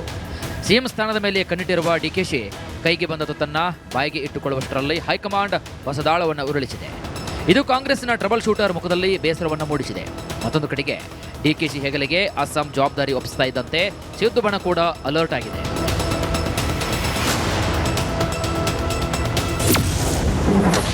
ನಾಯಕತ್ವ ಬದಲಾವಣೆ ಚರ್ಚೆಗೆ ಹೈಕಮಾಂಡ್ ಟ್ವಿಸ್ಟ್. ಕುರ್ಚಿ ನಿರೀಕ್ಷೆಯಲ್ಲಿದ್ದ DCM DKShi full upset. Guarantee ಸರ್ಕಾರಕ್ಕೆ 2.5 ವರ್ಷವೂ ಆಯಿತು. ಸಿಎಂ ಸಿದ್ದರಾಮಯ್ಯ ದಾಖಲೆ ನಿರ್ಮಿಸಿದ್ದು ಕೂಡ ಆಯಿತು. ಇನ್ನೇನು ತಮ್ಮ ಸಿಎಂ ಸ್ಥಾನದ ಹಾದಿ ಕ್ಲಿಯರ್ ಆಯಿತು ಅಂತ ಡಿಕೆಶಿ ಅಂದುಕೊಳ್ಳುವಷ್ಟರಲ್ಲಿ ಹೈಕಮಾಂಡ್ ಹೊಸದಾಳವನ್ನು ಉರುಳಿಸಿದೆ. ಅಸ್ಸಾಂ ಚುನಾವಣೆಯ ವೀಕ್ಷಕರನ್ನಾಗಿ ಕಾಂಗ್ರೆಸ್ ಹೈಕಮಾಂಡ್ DCM ಡಿಕೆಶಿ ಅವರನ್ನ ನೇಮಕ ಮಾಡಿದೆ.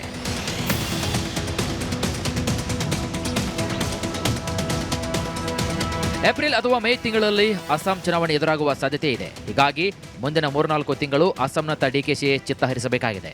ಇದರಿಂದಾಗಿ ಅಪ್ಸೆಟ್ ಆಗಿರುವಂತಹ ಡಿಕೆಶಿ ಬೇರೆ ದಾರಿ ಇಲ್ಲ ಎನ್ನುವ ಮೂಲಕ ಪರೋಕ್ಷವಾಗಿ ಬೇಸರವನ್ನ ಹೊರಹಾಕಿದರೆ ಎಂಬ ಮಾತುಗಳು ಕೂಡ ಅಲ್ಲಲ್ಲಿ ಕೇಳಿ ಬರುತ್ತಿವೆ.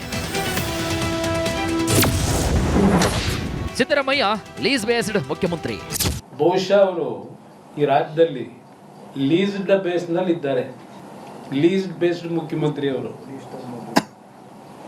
ನನ್ನ ಅಭಿಪ್ರಾಯದಲ್ಲಿ. ಅದು ಬೇರೆ ಒಂದು ಭಾಗ ಇರಲಿ. ಏನು ದೇವರಾಜ ಅರಸು ದಾಖಲೆ ಅವರು ಸೆಟ್ ಹೊಡೆದಿದ್ರು, ಕಂಟಿನ್ಯೂಸ್ ಆಗಿದ್ರು 7 ವರ್ಷ. ಇಂದಿರಾ ಗಾಂಧಿ ವಿರುದ್ಧ ಸೆಟ್ ಹೊಡೆದು ನಿಂತರು. ಇವರು ಕೇಂದ್ರ ಸರ್ಕಾರದ ಹೈಕಮಾಂಡ್ ಇದೆಯಲ್ಲ, ರಾಹುಲ್ ಗಾಂಧಿ, ಅವ್ರಿಗೆ ಕಾಯ್ತವ್ರು, ನೀವು ಯಾವತ್ತು ನಾನು ಹೋಗ್ತೀರಿ, ಯಾವಾಗ ನಾನು ಹೋಗ್ತೀನಿ ಅಂತೇಳಿ. ಮುಖ್ಯಮಂತ್ರಿ ಬದಲಾವಣೆ ಇನ್ನೂ ಕನಸಿನ ಮಾತು. ಮತ್ತೊಮ್ಮೆ ಸ್ಫೋಟಕ ಭವಿಷ್ಯ ನುಡಿದ ಕೋಡಿ ಶ್ರೀಗಳು. ಸಿದ್ದರಾಮಯ್ಯ ಸಿಎಂ ಸ್ಥಾನ ಬಿಟ್ಟು ಕೊಡೋದು ಇಲ್ಲ, ಸಿಎಂ ಪಟ್ಟ ಬಿಟ್ಟು ಕೆಳಗಿಳಿಯೋದು ಇಲ್ಲ ಅಂತ ಕೋಡಿಮಠದ ಶ್ರೀಗಳು ಸ್ಫೋಟಕ ಭವಿಷ್ಯವನ್ನ ನುಡಿದಿದ್ದಾರೆ. ಹಾಗಾಗಿ ಆ ಒಂದು ಸಮಾಜ ಪ್ರಾಚೀನವಾದ ಸಮಾಜ, ಅದು ಒಂಥರ ದೈವಗೊಳ್ಳತಕ್ಕಂಥ ಸಮಾಜ. ಆ ಸಮಾಜದಲ್ಲಿ ಮೊಟ್ಟ ಮೊದಲನೆಯ ಮುಖ್ಯಮಂತ್ರಿ ಸಿದ್ದರಾಮಯ್ಯ ಸಮಾಜ ಪರವಾಗಿ. ಹಾಗಾಗಿ ಆ ಸಮಾಜ ಅಧಿಕಾರ ಸಿಕ್ಕಿದ್ರೆ ಇಳಿಸೋದು ಕಷ್ಟ. ಅವರಾಗೆ ಬಿಟ್ಟುಕೊಟ್ರೆ ಆಗ್ಬೋದು, ಅವರು ಬಿಟ್ಟು ಕೊಡಲ್ಲ, ಇಳಿಯೋದು ಇಲ್ಲ. ಅಸ್ಸಾಂ ಸವಾಲು ಗೆದ್ರೆ ಡಿಕೆಶಿಗೆ ಒಲಿಯುತ್ತಾ ಪಟ್ಟ. ಕರ್ನಾಟಕದ ನಾಯಕತ್ವ ಬದಲಾವಣೆ ವಿಷಯ ಕಾಂಗ್ರೆಸ್ ಹೈಕಮಾಂಡ್ಗೆ ಬಿಸಿತುಪ್ಪವಾಗಿ ಪರಿಣಮಿಸಿದೆ. ನುಂಗೋಕ್ಕೂ ಆಗದೆ, ಅತ್ತ ಬೇಡ ಅನ್ನೋಕ್ಕೂ ಆಗದೆ ಅಡಕತ್ತರಿಯಲ್ಲಿ ಸಿಲುಕಿದೆ. ಬೇರೆ ರಿಪೋರ್ಟ್, ರಿಪಬ್ಲಿಕ್ ಕನ್ನಡ. ರಾಜ್ಯದಲ್ಲಿ ಮುಖ್ಯಮಂತ್ರಿ ಬದಲಾವಣೆ ಅನ್ನೋ ವಿಚಾರ ಆಗಿಂದಾಗೆ ಚರ್ಚೆಗೆ ಬರ್ತಲೇ ಇರುತ್ತೆ. ಇನ್ಫ್ಯಾಕ್ಟ್ ಬೆಳಗಾವಿ ಅಧಿವೇಶನಕ್ಕೆ ಮುಂಚೆ ಆದ ಘಟನೆಗಳನ್ನು ಗಮನಿಸಿದ್ದೀರಿ. ಬೆಳಗಾವಿ ಅಧಿವೇಶನ ಒಂದು ರೀತಿಯಲ್ಲಿ ಒಂದು ಸ್ಪೀಡ್ ಬ್ರೇಕರ್ ಆಗಬಹುದು ಅನ್ನೋ ನಿರೀಕ್ಷೆ ಇತ್ತು ಕಾಂಗ್ರೆಸ್ನ ಹೈಕಮಾಂಡ್ಗೆ. ಅಧಿವೇಶನ ಮುಗಿಸ್ಕೊಂಡು ಬನ್ನಿ ಅನ್ನೋ ಸೂಚನೆ ಕೊಟ್ಟಿತ್ತು. ಹೀಗಾಗಿ 2 ಬ್ರೇಕ್ಫಾಸ್ಟ್ ಮೀಟಿಂಗು ಆಯಿತು. ಆದರೆ ಅಧಿವೇಶನದ ಸಂದರ್ಭದಲ್ಲೂ ಕೂಡ ಈ ಮುಖ್ಯಮಂತ್ರಿ ಬದಲಾವಣೆ ವಿಚಾರವೇ ಚರ್ಚೆಗೆ ಹೆಚ್ಚು ಒಳಪಟ್ಟಿದ್ದನ್ನು ನಾವು ಗಮನಿಸಿದ್ದೇವೆ. ಅದಾದ ನಂತರದಲ್ಲಿ ಕಾಂಗ್ರೆಸ್ ಹೈಕಮಾಂಡ್ ಅದೇನು ಸಂದೇಶ ಕೊಡ್ತೋ ಇಲ್ಲೋ ಗೊತ್ತಿಲ್ಲ, ಇಬ್ಬರು ಸಿದ್ದರಾಮಯ್ಯನವರು ಹಾಗೆ DK ಶಿವಕುಮಾರ್ ಇಬ್ಬರೂ ಕೂಡ ಗಪ್ಚುಪ್ಪಾದಂತೆ ಕಾಣ್ತಾ ಇದ್ರು. ಅವರ ಬೆಂಬಲಿಗರು, ಆಪ್ತರು ಕೂಡ ತಕ್ಕ ಮಟ್ಟಿಗೆ ಈ ಮುಖ್ಯಮಂತ್ರಿ ಬದಲಾವಣೆ ಚರ್ಚೆಯಿಂದ ದೂರ ಸರಿಯುವ ನಿರ್ಧಾರಕ್ಕೆ ಬಂದಿದೆ. ಸಿದ್ದರಾಮಯ್ಯನವರು ಈ ದೀರ್ಘಾವಧಿಯ ಮುಖ್ಯಮಂತ್ರಿ ಅನ್ನೋ ದಾಖಲೆಯನ್ನು ಬರೀಲಿ, ಮುಂದಿನ ಬಜೆಟನ್ನು ಮಂಡನೆ ಮಾಡಲಿ ಅನ್ನೋ ರೀತಿಯ ಚರ್ಚೆ ಏನಾದರೂ ಆಗಿದೆಯಾ, ಆ ರೀತಿಯ ಅಂಡರ್ಸ್ಟ್ಯಾಂಡಿಂಗಿಗೆ ಏನಾದರೂ ಉಭಯ ನಾಯಕರು ಬಂದಿದ್ದಾರಾ ಅನ್ನೋ ಕುತೂಹಲದ ನಡುವೆನೇ ಇದೀಗ ಅಸ್ಸಾಂ ಚುನಾವಣೆಯ ಉಸ್ತುವಾರಿಯನ್ನು ಮುಖ್ಯಮಂತ್ರಿ ಕುರ್ಚಿಯ ಕನಸು ಕಾಣ್ತಾ ಇದ್ದ ಡಿ ಕೆ ಶಿವಕುಮಾರ್ ಅವರ ಹೆಗಲಿಗೆ ವಹಿಸಲಾಗಿದೆ. ಅಲ್ಲಿಗೆ ಅಸ್ಸಾಂ ಚುನಾವಣೆ ಮುಗಿಯೋವರೆಗೂ ಈ ಮುಖ್ಯಮಂತ್ರಿ ಸ್ಥಾನದ ಚರ್ಚೆಗೆ ಬ್ರೇಕ್ ಹಾಕೋ ಪ್ರಯತ್ನನ ಕಾಂಗ್ರೆಸ್ ಹೈಕಮಾಂಡ್ನದ್ದು. ಅಸ್ಸಾಂ ಅಭ್ಯರ್ಥಿಗಳ ಸ್ಕ್ರೀನಿಂಗ್ ಕಮಿಟಿಯಲ್ಲಿ ಪ್ರಿಯಾಂಕಾ ವಾದ್ರಾ ಗಾಂಧಿ ಅವರು ಕೂಡ ಇರ್ತಾರೆ. ಈ ಸಂದರ್ಭದಲ್ಲಿ ಪ್ರಿಯಾಂಕಾ ವಾದ್ರಾ ಗಾಂಧಿ ಅವರ ಜೊತೆಯಲ್ಲಿ ಡಿಸಿಎಂ ಡಿ ಕೆ ಶಿವಕುಮಾರ್ ಅವರು ಕಾರ್ಯವನ್ನು ನಿರ್ವಹಿಸಲಿದ್ದಾರೆ ಅಸ್ಸಾಂ ಚುನಾವಣೆಗೆ ಸಂಬಂಧಪಟ್ಟಂತೆ. ಆ ಸಂದರ್ಭದಲ್ಲೇನಾದರೂ ಅಸ್ಸಾಂನಲ್ಲಿ ಕಾಂಗ್ರೆಸ್ ಪಕ್ಷ ಚುನಾವಣೆ ಗೆಲ್ಲುವ ನಿಟ್ಟಿನಲ್ಲಿ ಡಿ ಕೆ ಶಿವಕುಮಾರ್ ಅವರು ಎಫರ್ಟ್ ಹಾಕಿ ಅದು ಪ್ರಿಯಾಂಕಾ ವಾದ್ರಾ ಗಾಂಧಿ ಅವರ ಗಮನ ಸೆಳೆದು ಆಗಲಾದರೂ ತಮ್ಮ ಕನಸಿಗೆ ಹೈಕಮಾಂಡ್ ನೀರೆರೆಯೋ ಪ್ರಯತ್ನ ಮಾಡುತ್ತಾ ಅನ್ನೋ ಕನಸನ್ನು ಡಿ ಕೆ ಶಿವಕುಮಾರ್ ಅವರು ಕಾಣಲಿಕ್ಕೆ ಪ್ರಾರಂಭ ಮಾಡಬೇಕು. ಅಸ್ಸಾಂ ಚುನಾವಣೆಯನ್ನು ಗೆದ್ದು ಸಾಮರ್ಥ್ಯ ಸಾಬೀತುಪಡಿಸುವ ಸವಾಲು ಸದ್ಯಕ್ಕೆ ಡಿ ಕೆ ಶಿವಕುಮಾರ್ ಅವರ ಹೆಗಲ ಮೇಲಿದೆ. ಹಿಂದೆ ಮಹಾರಾಷ್ಟ್ರ, ಗೋವಾ ಹಾಗೆ ತೆಲಂಗಾಣದ ಜವಾಬ್ದಾರಿ ಕೊಟ್ಟ ಸಂದರ್ಭದಲ್ಲಿ ಒಂದರ್ಥದಲ್ಲಿ ಕಾಂಗ್ರೆಸ್ಗೆ ಮಿಶ್ರ ಫಲ ಲಭ್ಯವಾಯಿತು. ಅಲ್ಲಿ ಇದೇ ಮೊದಲ ಬಾರಿಗೆ ಈಶಾನ್ಯ ರಾಜ್ಯದ ಚುನಾವಣೆಯ ಜವಾಬ್ದಾರಿಯನ್ನು ಡಿ ಕೆ ಶಿವಕುಮಾರ್ ಅವರಿಗೆ ನೀಡಲಾಗಿದೆ. ಇಲ್ಲಿ ಡಿ ಕೆ ಶಿವಕುಮಾರ್ ಅವರ ಸಾಮರ್ಥ್ಯದ ಹೊರಗೆ ಹಚ್ಚುವ ಪ್ರಯತ್ನ ಅನ್ನೋದಕ್ಕಿಂತ ಹೆಚ್ಚಾಗಿ Congress high command is buying time. ಎಷ್ಟು ಸಮಯ ಸಾಧ್ಯನೋ ಅಷ್ಟು ಸಮಯವನ್ನು ಮುಂದೆ ತಳ್ಳೋಣ ಈ ಮುಖ್ಯಮಂತ್ರಿ ಕುರ್ಚಿ ಬದಲಾವಣೆ ವಿಚಾರಕ್ಕೆ ಸಂಬಂಧಪಟ್ಟಂತೆ ಅನ್ನೋ ರೀತಿಯಲ್ಲಿದೆ ಕಾಂಗ್ರೆಸ್ ಹೈಕಮಾಂಡ್ನ ಈ ನಿಲುವು ನಿರ್ಧಾರಗಳು. ಈಗ ಮುಖ್ಯಮಂತ್ರಿ ಬದಲಾವಣೆ ಬಗ್ಗೆ ಡಿ ಕೆ ಶಿವಕುಮಾರ್ ಅವರ ಬೆಂಬಲಿಗರು ಕೂಡ ಚರ್ಚೆ ಮಾಡಬಾರ್ದು, ಡಿ ಕೆ ಶಿವಕುಮಾರ್ ಅವರು ಬ್ಯುಸಿಯಾಗಿರಬೇಕು, ಅವರೇ ಬ್ಯುಸಿಯಾಗಿದ್ದಾಗ ಅವ್ರ ಬೆಂಬಲಿಗರು ಕೂಡ ಗಪ್ಚುಪ್ಪಾಗಿರಬೇಕು ಅನ್ನೋ ರೀತಿಯಲ್ಲಿ ಪ್ಲ್ಯಾನ್ ಮಾಡಿದಂತಿದೆ. ಅಸ್ಸಾಂ ಚುನಾವಣೆ ಮುಗಿಯೋ ಹೊತ್ತಿಗೆ ಏಪ್ರಿಲ್ ಅಥವಾ ಮೇ ತಿಂಗಳಾಗುತ್ತೆ. ಅಲ್ಲಿವರೆಗೂ ಅಂತೂ ಸಿಎಂ ಸ್ಥಾನದ ಬದಲಾವಣೆ ಚರ್ಚೆ ಆಗಬಾರ್ದು, ಅದಕ್ಕೊಂದು ಬ್ರೇಕ್ ಬೀಳಬೇಕು ಅನ್ನೋ ಪ್ರಯತ್ನ ಕಾಂಗ್ರೆಸ್ನ ಕಡೆಯಿಂದ ಆಗಿದೆ. ಕಾದ್ ನೋಡೋಣ. ಅಸ್ಸಾಂ ಚುನಾವಣೆಯ ಫಲಿತಾಂಶ ಆದರೂ ಡಿ ಕೆ ಶಿವಕುಮಾರ್ ಅವರ ಕನಸು ನನಸಾಗಲಿಕ್ಕೆ ಪೂರಕವಾದ ವಾತಾವರಣವನ್ನು ಕಲ್ಪಿಸಿಕೊಡುತ್ತಾ ಅಂತ ಹೇಳಿ ಮುಂದಿನ ಸುದ್ದಿ ಕಡೆ ಗಮನ ಕೊಡ್ತಾ ರಿಪಬ್ಲಿಕ್ ಕನ್ನಡ ನಿರಂತರವಾಗಿ ಬೆಂಗಳೂರಿನಲ್ಲಿ ಅಕ್ರಮವಾಗಿ ವಾಸ ಮಾಡ್ತಾ ಇರುವ ಬಾಂಗ್ಲಾದೇಶಿಗರ ಆ ಏರಿಯಾಗಳನ್ನು ಎಕ್ಸ್ಪೋಸೆ ಮಾಡ್ತಾ ಇದೆ. ಬೆಂಗಳೂರಿನಲ್ಲಿ ಅಕ್ರಮವಾಗಿ ಬಾಂಗ್ಲಾ ವಾಸಿಗಳು ಎಲ್ಲೆಲ್ಲಿದ್ದಾರೆ ಅದೆಲ್ಲವನ್ನ ಕೂಡ ಇನ್ವೆಸ್ಟಿಗೇಟಿವ್ ಜರ್ನಲಿಸಮ್ನ ಭಾಗವಾಗಿ ಹುಡುಕಿ ಹೊರತೆಗಿತಾ ಇದೆ. ಒಂದರ್ಥದಲ್ಲಿ ಈ ಅಕ್ರಮ ನುಸುಳುಕೋರರ ವಿರುದ್ಧ ಸಮರ ಸಾರಿದೆ ನಿಮ್ಮ ರಿಪಬ್ಲಿಕ್ ಕನ್ನಡ. ಭಾರತದೊಳಗೆ ಪ್ರವೇಶ ಮಾಡಿದ ಹೇಗೆ ಇವರಿಗೆ ಐ ಡಿ ಕಾರ್ಡ್ಗಳನ್ನು ಯಾರು ಮಾಡಿಕೊಡ್ತಿದ್ದಾರೆ, ಇದರ ಬಗ್ಗೆ ಬೆಳಗ್ಗಿನಿಂದಲೂ ಇಂಚಿಂಚು ಮಾಹಿತಿಯನ್ನು ವರದಿಯನ್ನು ಪ್ರಸಾರ ಮಾಡಿದ್ದೇವೆ. ಇದರ ಬೆನ್ನಲ್ಲೇ ಪೊಲೀಸ್ ಇಲಾಖೆ ಕೂಡ ಅಲರ್ಟ್ ಆಗಿದೆ. ರಿಪಬ್ಲಿಕ್ ವರದಿಗೆ ಮೆಚ್ಚುಗೆಯ ಮಹಾಪೂರವೇ ಹರಿದು ಬರ್ತಾ ಇದೆ.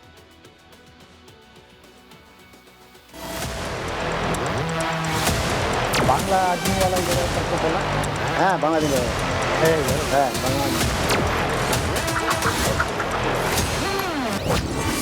ನುಸುಳುಕೋರರ ವಿರುದ್ಧ ರಿಪಬ್ಲಿಕ್ ಕನ್ನಡ ಸಮರ. ಅಕ್ರಮ ಬಾಂಗ್ಲಾ ವಾಸಿಗಳ ಅಸಲಿಯತ್ತು ಬಯಲು.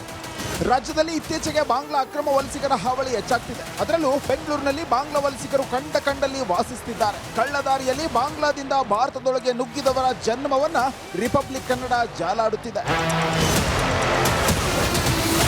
ನುಸುಳುಕೋರರು ಬಾಂಗ್ಲಾದಿಂದ ಬಂದಿದ್ದ ಹೇಗೆ ಗೊತ್ತಾ? ಪಶ್ಚಿಮ ಬಂಗಾಳದ ಮೂಲಕ ನುಸುಳುಕೋರರು ಭಾರತದೊಳಗೆ ಎಂಟ್ರಿ ಕೊಡ್ತಾರೆ. ಪಶ್ಚಿಮ ಬಂಗಾಳದ ಗಡಿಯಲ್ಲಿ ಬಾರ್ಡರ್ ಕ್ರಾಸ್ ಮಾಡೋ ಇವರು ಬೆಳಗ್ಗೆ ಇಂಡಿಯಾ ಬಾರ್ಡರ್ನಲ್ಲಿ ಯಾರೂ ಇರಲ್ಲ ಅಂತ ಹೇಳ್ತಾರೆ. ಇದೇ ಸಮಯದಲ್ಲಿ ಒಂದೇ ಒಂದ್ಸಲ 10 ಜನರ ತಂಡ ಗಡಿ ದಾಟುತ್ತೆ. तुम्हें पैसा देता है बांग्लादेश में वेस्ट बंगाल का आने के लिए? नहीं तो नहीं मालूम नहीं है हमारा. तुम्हें कितना दिया? मैं पैसा उधर से हमारा ऑनर में इधर ऑनर लेके आया. कितने दिए वो हमारा मालूम नहीं. हमारा दे इधर से लेके आया, वो भी पैसा दिया. वो कितने भी दिया मेरे को नहीं बोला. इधर से लेके आया, कबड्डी का काम दिया मेरे को. ये सैलरी देता है क्या? तुम्हारे को सैलरी देता है, पैसा देता है? वो पैसा देता है. कितना देता है मंथली? ये पूरा 1 महीना का काम करता 5,000-7,000 रुपये ही मिली. ಹುಲಿಮಂಗಲ ಪೋಡು ಗ್ರಾಮದಲ್ಲಿ ಬಾಂಗ್ಲಾದೇಶಿಗರು ವಾಸವಾಗಿದ್ದಾರೆ. ಢಾಕಾದಿಂದ ಬಂದಿರುವುದಾಗಿ ಒಪ್ಪಿಕೊಂಡಿದ್ದಾರೆ. ಬಾರ್ಡರ್ ಕ್ರಾಸ್ ಮಾಡಿಕೊಂಡು ಕೋಲ್ಕತ್ತಾ ಬಂದು ಅಲ್ಲಿಂದ ರೈಲಿನಲ್ಲಿ ಬೆಂಗಳೂರಿಗೆ ಬಂದಿದ್ದಾರೆ. दो ही है कैसा है डॉक्टर को कैसा है आया वो कैसा है बॉर्डर क्रॉस करे है या क्या ट्रेन में आया बॉर्डर क्रॉस के बर्डर कस करके आया बॉर्डर क्रॉस करे है ढाका से आया ढाका से कोलकाता आया हाँ ढाका से कलकत्ता से आया Aadhaar card ration card voter ID वो तो घर पे ही है घर पे इल्ली ढाका घर पे है क्या कोलकाता घर पे है क्या ढाका घर पे है ढाका ಬಾಂಗ್ಲಾದೇಶದ ರಾಜಧಾನಿ ರಿಪಬ್ಲಿಕ್ ವರದಿ ಬೆನ್ನಲ್ಲೇ ಪೊಲೀಸರು alert. Republic Kannada daring investigation ವರದಿ ಬೆನ್ನಲ್ಲೇ ಹುಲಿಮಂಗಲ ಪೋಡು ಗ್ರಾಮಕ್ಕೆ ಪೊಲೀಸರು ಭೇಟಿ ನೀಡಿದ್ರು. ಅಕ್ರಮ ವಲಸಿಗರಿರುವ ಸ್ಥಳಕ್ಕೆ ಆಗಮಿಸಿ ಇಬ್ಬರನ್ನ ವಶಕ್ಕೆ ಪಡೆದರು. ಅಕ್ರಮ ನುಸುಳುಕೋರರ ಬಗ್ಗೆ ಸಿಎಂ ಸಿದ್ದರಾಮಯ್ಯ, ಗೃಹ ಸಚಿವ ಪರಮೇಶ್ವರ್ ಹೇಳಿದ್ದು ಹೀಗೆ. ಹೊರಗಡೆ ಬರೋದಕ್ಕೆ ಅವಕಾಶ ಕೊಟ್ಟರೆ ಅವರು ಹಣ ಕೊಟ್ಟು ಒಳಗಡೆ ಬರ್ತಾರೆ ಅಂತಂದರೆ ಅಲ್ಲಿ ಆ ಗಡಿ ಪ್ರದೇಶದಲ್ಲಿ ಸರಿಯಾಗಿ ಕೆಲಸ ಆಗ್ತಾ ಇಲ್ಲ ಅಂತ ಹೇಳಿ ಅನಿಸುತ್ತೆ. ಅದನ್ನು ಕೇಂದ್ರ ಸರ್ಕಾರ ಡಿಫೆನ್ಸ್ ಮಿನಿಸ್ಟ್ರಿ ಇರ್ಬೋದು ಅಥವಾ ಬೇರೆ ಯಾವುದೇ ಏಜೆನ್ಸಿ ಇರ್ಬೋದು, ಅವರು ಕ್ರಮ ತಗೋಬೇಕು. ಅಲ್ಲಿಂದ ಇಲ್ಲಿ ಬಂದ ಮೇಲೆ ಆ ಏಜೆಂಟ್ಗಳು ಉಟ್ಕೊಂಡು ಅವರು ಇಲ್ಲಿ ಇಡೀ ದೇಶದಲ್ಲಿ ಅವ್ರನ್ನ ಎಲ್ಲೆಲ್ಲೇ ಕರ್ಕೊಂಡು ಬಂದು ಕೆಲಸ ಕೊಡಿಸಿ ಆ ರೀತಿ ಎಲ್ಲ ಮಾಡ್ತಾರೆ. ನಮಗೆ ಇಲ್ಲಿ ಗೊತ್ತಾದ ಮೇಲೆ ನಾವು ಅವ್ರನ್ನ ಹಿಡ್ಕೊಂಡು ಡಿಪೋರ್ಟ್ ಮಾಡ್ತೀವಿ. ರಿಪಬ್ಲಿಕ್ ವರದಿಗೆ ಮೆಚ್ಚುಗೆಯ ಮಹಾಪೂರ. ಸರ್ಕಾರ ಮಾಡಬೇಕಾದ ಕೆಲಸ ರಿಪಬ್ಲಿಕ್ ಕನ್ನಡ ಮಾಡ್ತಿದೆ ಎಂದು ಪರಿಷತ್ ವಿಪಕ್ಷ ನಾಯಕ ಛಲವಾದಿ ನಾರಾಯಣಸ್ವಾಮಿ ಹೇಳಿದರು. ನನಗೆ ಬಹಳ ಸಂತೋಷದ ಸಂಗತಿ, ಇದು ಸರ್ಕಾರ ಮಾಡಬೇಕಾಗಿದ್ದನ್ನು ಇವತ್ತು ತಮ್ಮ ಚಾನಲ್ ಮಾಡ್ತಾ ಇದೆ. ಆದ್ದರಿಂದ ತಮಗೆ ನಾನು ಕೃತಜ್ಞತೆಗಳನ್ನು ಅರ್ಪಿಸ್ತೇನೆ. ಒಂದು ಆಂದೋಲನವೇ ಆಗಬೇಕಾಗಿದೆ. ಒಂದು ಆಂದೋಲನ ಮಾಡಿ ಎಲ್ಲೆಲ್ಲಿ ಯಾವ್ಯಾವ ಭಾಗಗಳಲ್ಲಿ ಅವರಿದ್ದಾರೆ, ಎಲ್ಲೆಲ್ಲಿ ನೆಲೆಸಿದ್ದಾರೆ, ಈಗ ಪಬ್ಲಿಕ್ಕಿಂದ ನಾವು ಅದನ್ನು ತಿಳ್ಕೊಂಡು ನಾವೇ ಹೋಗಿ ಅವರನ್ನು ಪೊಲೀಸ್ಗೆ ಹಿಡಿದುಕೊಡ್ತಕ್ಕಂಥದ್ದು ಒಂದು ಆಂದೋಲನವೇ ಆಗಬೇಕಾಗಿದೆ. ಒಂದು ಆಂದೋಲನ ಮಾಡಿ ಎಲ್ಲೆಲ್ಲಿ ಯಾವ್ಯಾವ ಭಾಗಗಳಲ್ಲಿ ಅವರಿದ್ದಾರೆ, ಎಲ್ಲೆಲ್ಲಿ ನೆಲೆಸಿದ್ದಾರೆ, ಈಗ ಪಬ್ಲಿಕ್ಕಿಂದ ನಾವು ಅದನ್ನು ತಿಳ್ಕೊಂಡು ನಾವೇ ಹೋಗಿ ಅವರನ್ನು ಪೊಲೀಸ್ಗೆ ಹಿಡಿದುಕೊಡ್ತಕ್ಕಂಥದ್ದು ಇದು ಬಹಳ ದೊಡ್ಡ ಸಮಸ್ಯೆ ಆಗಿದೆ. ಈ ರಾಜ್ಯ ಸರ್ಕಾರದ ಗಂಭೀರವಾಗಿ ಅದನ್ನು ಪರಿಗಣಿಸಬೇಕಾಗಿರ್ತಕ್ಕಂಥದ್ದು ನಮ್ಮ ಆಗ್ರಹ. ಗಡಿಯಲ್ಲಿ ಕೊಡಬೇಕಾಗಿರ್ತಕ್ಕಂಥ ಒಂದು ಏನು ವ್ಯವಸ್ಥೆ ಇದೆ ಅದನ್ನ ನಾವು ಕೊಡ್ತಾ ಇದ್ದೀವಿ. ಆದರೆ ಕೆಲವು ಕಡೆ ರಾಜ್ಯಗಳ ವೈಫಲ್ಯದಿಂದ ವೆಸ್ಟ್ ಬೆಂಗಾಲ್ ನಿರ್ದಿಷ್ಟವಾಗಿ ಮತ್ತು ಇಂಥ ಸರ್ಕಾರದಲ್ಲಿ ಯಾವುದೇ ರೀತಿಯ ಒಂದು ಒಳ್ಳೆ ವ್ಯವಸ್ಥೆ ಇಲ್ಲದೇ ಇರೋ ಕಾರಣಕ್ಕಾಗಿ ಇವರೆಲ್ಲರಿಗೂ ಕೂಡ ಅವಕಾಶ ಸಿಗ್ತಾ ಇದೆ. ಆಧಾರ್ ಕಾರ್ಡು ಯಾರು ಇಲ್ಲಿ ಹೋಮ್ ಡಿಪಾರ್ಟ್ಮೆಂಟ್ ರಾಜ್ಯ ಸರ್ಕಾರದವರು ಯಾರನ್ನ ಬಿಡ್ತಾ ಇದ್ದಾರೆ ಮಾಡೋದಕ್ಕೆ.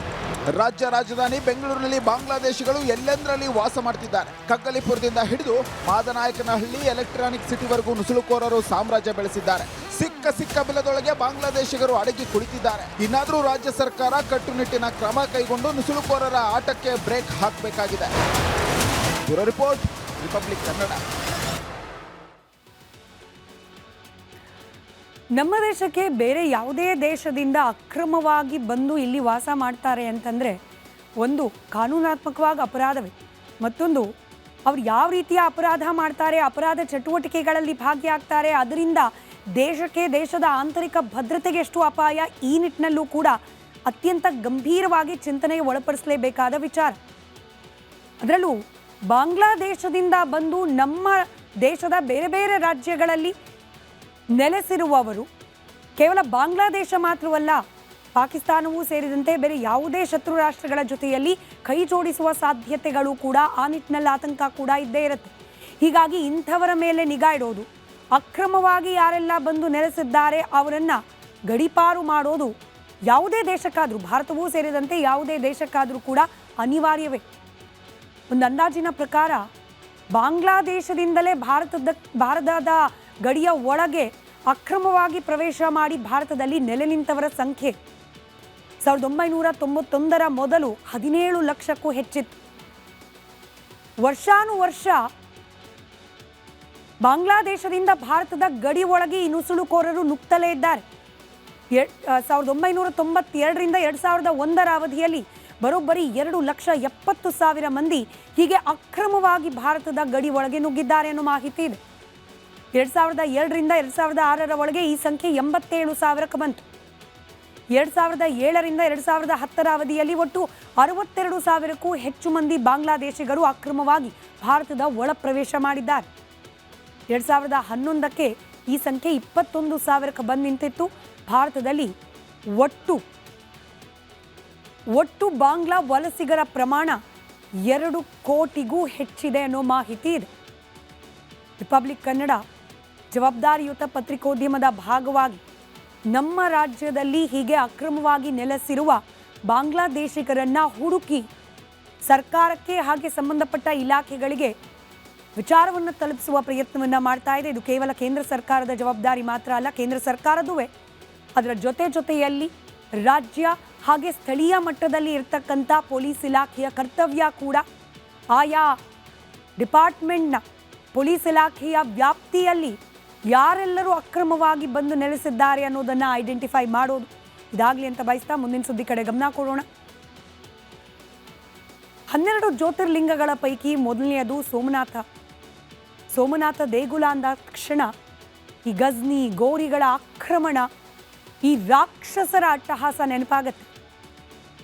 17 ಬಾರಿ ಆಕ್ರಮಣಕ್ಕೆ ಒಳಗಾಗಿ ನೆಲಸಮ ಆದರೂ ಕೂಡ ಭವ್ಯವಾಗಿ ತಲೆ ಎತ್ತಿ ನಿಲ್ತಲೇ ಬಂದಿದೆ ಕಾಲಾನುಸಾರವಾಗಿ ಸೋಮನಾಥ ಮಂದಿರ. ಇಂಥದ್ದೊಂದು ದೇಗುಲ ಕೇವಲ ಶಿವನ ಮಂದಿರ ಮಾತ್ರವಲ್ಲ, ಹಿಂದೂಗಳ ಧಾರ್ಮಿಕ ಶ್ರದ್ಧೆಯ ಪ್ರತೀಕವಾಗಿದೆ. ಎಷ್ಟೇ ದಾಳಿಗಳಾದರೂ ಕೂಡ ಈ ಧಾರ್ಮಿಕ ಶ್ರದ್ಧೆ ಹಾಗೆ ಭಾವನೆ ಇದನ್ನ ಮಣಿಸೋಕೆ ಸಾಧ್ಯ ಇಲ್ಲ ಅನ್ನೋದರ ಸಿಂಬಾಲಿಕ್ ರೆಪ್ರೆಸೆಂಟೇಷನ್ ಆಗಿದೆ ಸೋಮನಾಥದಲ್ಲಿರ್ತಕ್ಕಂಥ ಮಂದಿರ. ಎಷ್ಟೇ ಬಾರಿ ದಾಳಿಗಳಾದರೂ ಕೂಡ ಹಿಂದೂಗಳು ಈ ಮಂದಿರವನ್ನು ಪುನರ್ಜೀವನಗೊಳಿಸುತ್ತಲೇ ಬಂದಿದ್ದಾರೆ. ಅಂಥ ಪವಿತ್ರ ದೇಗುಲಕ್ಕೆ ಪ್ರಧಾನಿ ಮೋದಿ ಭೇಟಿ ಕೊಡ್ತಾ ಇದ್ದಾರೆ. ಸರಿಯಾಗಿ 1000 ವರ್ಷಗಳ ಹಿಂದೆ ಅಂದರೆ 2026ನೇ ಇಸವಿಯ ಜನವರಿ ತಿಂಗಳಲ್ಲೇನೆ ಮೊಟ್ಟ ಮೊದಲ ಬಾರಿಗೆ ಸೋಮನಾಥ ಮಂದಿರದ ಮೇಲೆ ಅಟ್ಯಾಕ್ ಆಗಿರುತ್ತೆ, ಗಜ್ನಿ ದಾಳಿ ಆಗಿರುತ್ತೆ. ಅದಾದ ನಂತರದಲ್ಲಾದ ಬೆಳವಣಿಗೆಗಳು, ಅದರಲ್ಲೂ ಇತ್ತೀಚೆಗೆ ಕೇಂದ್ರದಲ್ಲಿ ಮೋದಿ ಸರ್ಕಾರ ಬಂದ ನಂತರದಲ್ಲಿ ಸೋಮನಾಥ ಮಂದಿರದ ಪುನರ್ಜೀವನದ ನಿಟ್ಟಿನಲ್ಲಿ ಕೈಗೊಂಡಂತಹ ಒಂದಷ್ಟು ನಿರ್ಧಾರಗಳು, ಇದೆಲ್ಲದರ ಸೆಲೆಬ್ರೇಷನ್ ನಾಳೆ ಈ ಮಂದಿರದ ಸುತ್ತಲೂ ಕೂಡ ಕಾಣೋಕೆ ಸಿಗತ್ತೆ. ಯಾವ ರೀತಿ ಇರಲಿದೆ ಪ್ರಧಾನಿ ಮೋದಿ ಅವರ ಭೇಟಿ, ಇದರ ವಿಶೇಷತೆ ಏನು, ಹಿನ್ನೆಲೆ ಏನು, ಇದರ ಬಗ್ಗೆ ಒಂದು ವರದಿ ನಿಮ್ಮ ಮುಂದೆ.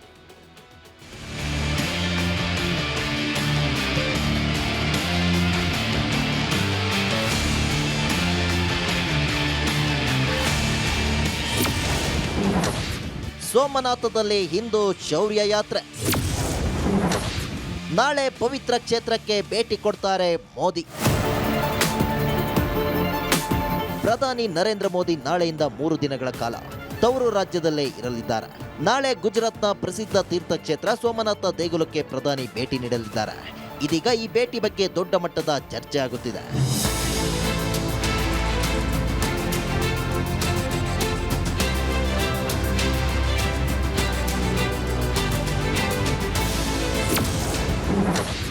ಶೌರ್ಯ ಯಾತ್ರೆಯಲ್ಲಿ ಪ್ರಧಾನಿ ಮೋದಿ ಭಾಗಿ. 4 ದಿನಗಳ ಸೋಮನಾಥ ಸ್ವಾಭಿಮಾನ್ ಪರ್ವ ಈಗಾಗಲೇ ಪ್ರಾರಂಭವಾಗಿದೆ. ನಾಳೆ ಗುಜರಾತ್ ಭೇಟಿ ಪ್ರಾರಂಭಿಸಲಿರುವ ಪ್ರಧಾನಿ ಮೋದಿ ಜನವರಿ 11ರಂದು ದೇವಾಲಯದಲ್ಲಿ ಪ್ರಾರ್ಥನೆ ಸಲ್ಲಿಸಿ ಶೌರ್ಯ ಯಾತ್ರೆ ಮುನ್ನಡೆಸಲಿದ್ದಾರೆ. ಇದು 108 ಕುದುರೆಗಳನ್ನು ಒಳಗೊಂಡ 1 ಕಿಲೋಮೀಟರ್ ಉದ್ದದ ರೋಡ್ ಶೋ ಆಗಿ ಕಾರಣಕ್ಕೆ ಸೋಮನಾಥದಲ್ಲಿ ಶೌರ್ಯ ಯಾತ್ರೆ ನಡೆಯುತ್ತಿದೆ.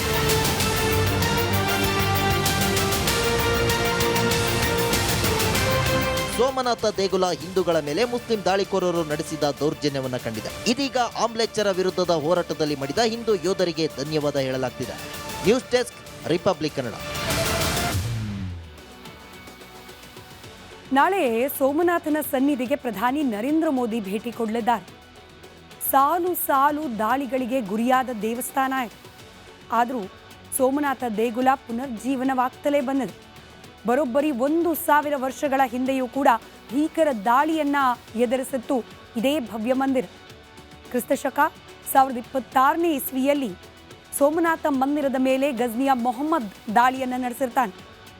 ದಾಳಿ ನಡೆಸಿದ್ದು ಅಲ್ಲಿನ ಅಪಾರ ಪ್ರಮಾಣದ ಸಂಪತ್ತನ್ನು ಹೊತ್ತೊಯ್ಯುವ ಕಾರಣಕ್ಕೆ ಅಂತ ಹೇಳಿ ಈಗ ಕೆಲ ಸೋಕಾಲ್ಡ್ ಲಿಬರಲ್ಗಳು, ಲೆಫ್ಟ್ ಐಡಿಯಾಲಜಿ ಇರುವವರು, ಈ ದಾಳಿಗಳನ್ನು ಕೂಡ ಸಮರ್ಥಿಸಿಕೊಳ್ಳುವವರು ಮಾತನಾಡ್ತಾರೆ. ಆದರೆ ಈತನ ಟಾರ್ಗೆಟ್ ಕೇವಲ ಸೋಮನಾಥ ಮಂದಿರದಲ್ಲಿದ್ದ ಸಂಪತ್ತು ಮಾತ್ರವಲ್ಲ, ಹಿಂದೂಗಳ ಧಾರ್ಮಿಕ ಶ್ರದ್ಧೆಯ ಮೇಲಾದ ಆಕ್ರಮಣ ಅದು ಅನ್ನೋದು ನಮಗೆ ಗೊತ್ತಿರೋ ವಿಚಾರ. ಇನ್ನು ಈ ಸೋಮನಾಥ ದೇಗುಲದ ಬಾಗಿಲನ್ನ ಮುರಿದು ಅದನ್ನ ಗಜ್ನಿಯಲ್ಲಿ ತಾನು ಕಟ್ಟಿಸ್ತಾ ಇದ್ದ ಮಸೀದಿಯ ಮೆಟ್ಟಿಲುಗಳಿಗೆ ಅಳವಡಿಸಿದ್ದ ಗಜ್ನಿ ಅನ್ನೋದು ಇತಿಹಾಸ ಪುಟಗಳಲ್ಲಿ ತಿಳಿದು ಬರೋ ವಿಚಾರ. ಬರೋಬ್ಬರಿ 50,000 ಹಿಂದೂಗಳು ಈ ದಾಳಿಯನ್ನ ಪ್ರತಿರೋಧಿಸ್ತಾರೆ. ತಮ್ಮ ಪ್ರಾಣವನ್ನ ಕೂಡ ಅತ್ಯಂತ ಕ್ರೂರ ರೀತಿಯಲ್ಲಿ ಕಳೆದುಕೊಂಡಿರ್ತಾರೆ ಹಿಂದೂಗಳು ಗಜ್ನಿಯ ಮೊಹಮ್ಮದ್ ನಡೆಸಿದ ದಾಳಿಯ ಸಂದರ್ಭದಲ್ಲಿ. ಕೇವಲ ಇದೊಂದು ದಾಳಿ ಮಾತ್ರವಲ್ಲ, 6 ಬಾರಿ ಇಂಥದ್ದೇ ದಾಳಿ. ದೇಗುಲಕ್ಕೆ ಬೆಂಕಿ ಹಚ್ಚೋದು, ಅಲ್ಲಿರುವ ಸಂಪತ್ಗಳನ್ನು ಲೂಟಿ ಮಾಡೋದು, ದೇವಸ್ಥಾನವನ್ನು ಉಳಿಸ್ಕೊಳ್ಳಿಕ್ಕೆ ಬರುವ ಹಿಂದೂಗಳ ನರಮೇಧ ಮಾಡೋದು ವಾಡಿಕೆ ಅನ್ನೋ ರೀತಿಯಲ್ಲಿ ಆಗ್ಬಿಟ್ಟಿತ್ತು ಈ ದಾಳಿಕೋರರಿಗೆ.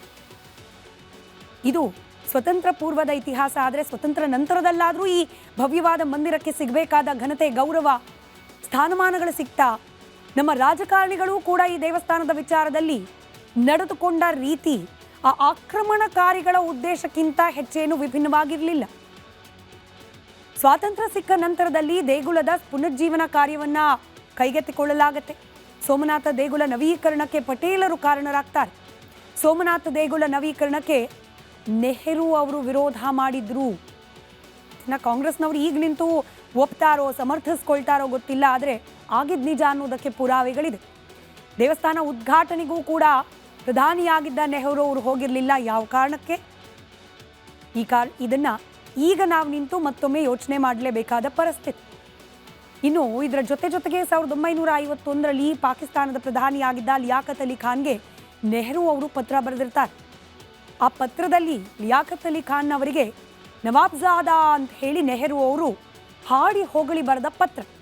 ಇದೇ ಪತ್ರದಲ್ಲಿ ಸೋಮನಾಥ ದ್ವಾರಗಳ ಕತೆ, ಬಾಗಿಲನ್ನ ಮುರಿದು ಗಜ್ನಿ ತಾನ್ ಕಟ್ಟಿಸ್ತಾ ಇದ್ದ ಭವ್ಯವಾದ ಮಸೀದಿಯ ಮೆಟ್ಟಿಲುಗಳಿಗೆ ಅಳವಡಿಸಿದ್ದ, ಸೊ ದಟ್ ಆ ಮಸೀದಿಯಲ್ಲಿ ನಮಾಜ್ ಓದಲಿಕ್ಕೆ ಹೋಗುವವರು ಸೋಮನಾಥ ಮಂದಿರದ ಅವಶೇಷಗಳನ್ನು ತುಳ್ಕೊಂಡು ಹೋಗಲಿ ಅನ್ನೋ ಕಾರಣಕ್ಕೆ ಅನ್ನೋದು ಸಂಪೂರ್ಣವಾದ ಕಟ್ಟುಕತೆ ಅಂತ ಹೇಳಿ ನೆಹರು.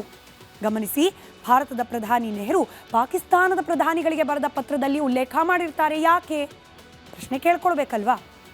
ಸೋಮನಾಥ ದೇಗುಲ ಭಾರತದ ಪ್ರತಿಷ್ಠೆಗೆ ಹಾನಿಕಾರಕ ಅನ್ನೋ ಅಭಿಪ್ರಾಯ ನೆಹರು ಅವರದ್ದಾಗಿರುತ್ತೆ. ಆದರೆ ರಾಷ್ಟ್ರಪತಿಗಳಾಗಿದ್ದ ಡಾಕ್ಟರ್ ರಾಜೇಂದ್ರ ಪ್ರಸಾದ್ ಅವರು ಧೃತಿಗೆಡಲಿಲ್ಲ. ಐತಿಹಾಸಿಕ ಕಾರ್ಯಕ್ರಮವನ್ನು ಯಶಸ್ವಿಗೊಳಿಸಿದ್ರು. ಇಷ್ಟೆಲ್ಲ ಆಘಾತಗಳನ್ನು, ದಾಳಿಗಳನ್ನು, ರಾಜಕೀಯ ದಾಳಿಗಳನ್ನು ಗಮನಿಸಿ ಬಂದಿರುವ ಸೋಮನಾಥ ಮಂದಿರಕ್ಕೆ ನಾಳೆ ಪ್ರಧಾನಿ ನರೇಂದ್ರ ಮೋದಿ ಭೇಟಿಯನ್ನು ನೀಡಲಿದ್ದಾರೆ. ನಾಳೆ ಇಡೀ ದಿನ ಈ ಕಾರ್ಯಕ್ರಮದ ಭೇಟಿ ಹಾಗೆ ದೇಗುಲದ ಭವ್ಯ ದರ್ಶನ, ಇದಕ್ಕೆ ಸಂಬಂಧಪಟ್ಟ ಸುದ್ದಿ ಪ್ರಸಾರವನ್ನು ರಿಪಬ್ಲಿಕ್ ಕನ್ನಡದಲ್ಲಿ ನೀವು ಗಮನಿಸಬಹುದು. ಮುಂದಿನ ಸುದ್ದಿ ಕಡೆ ಗಮನ ಕೊಡೋಣ. ಅಯೋಧ್ಯೆಯ ರಾಮ ಮಂದಿರ ಹಿಂದೂಗಳ ಪುಣ್ಯಕ್ಷೇತ್ರ. ಪ್ರತಿದಿನ ಇಲ್ಲಿಗೆ ಲಕ್ಷಾಂತರ ಭಕ್ತರು ಭೇಟಿ ನೀಡ್ತಿದ್ದಾರೆ. ರಾಮಲಲ್ಲನ ದರ್ಶನವನ್ನು ಪಡೆದುಕೊಳ್ಳೋ ಸಲುವಾಗಿ ರಾಮನಾಮ ಜಪ ಮಾಡಿ ಪ್ರಾರ್ಥನೆಯನ್ನ ಮಾಡ್ತಾರೆ. ಇಂಥ ಹಿಂದೂಗಳ ಪವಿತ್ರ ಕ್ಷೇತ್ರದಲ್ಲಿ ಮುಸ್ಲಿಂ ವ್ಯಕ್ತಿಯೊಬ್ಬ ಇವತ್ತು ಹೈಡ್ರಾಮಾ ಸೃಷ್ಟಿ ಮಾಡಿದ್ದಾನೆ. ಏನಾಯಿತು? ಅದರ ಒಂದು ವರದಿ ನಿಮ್ಮ ಮುಂದೆ.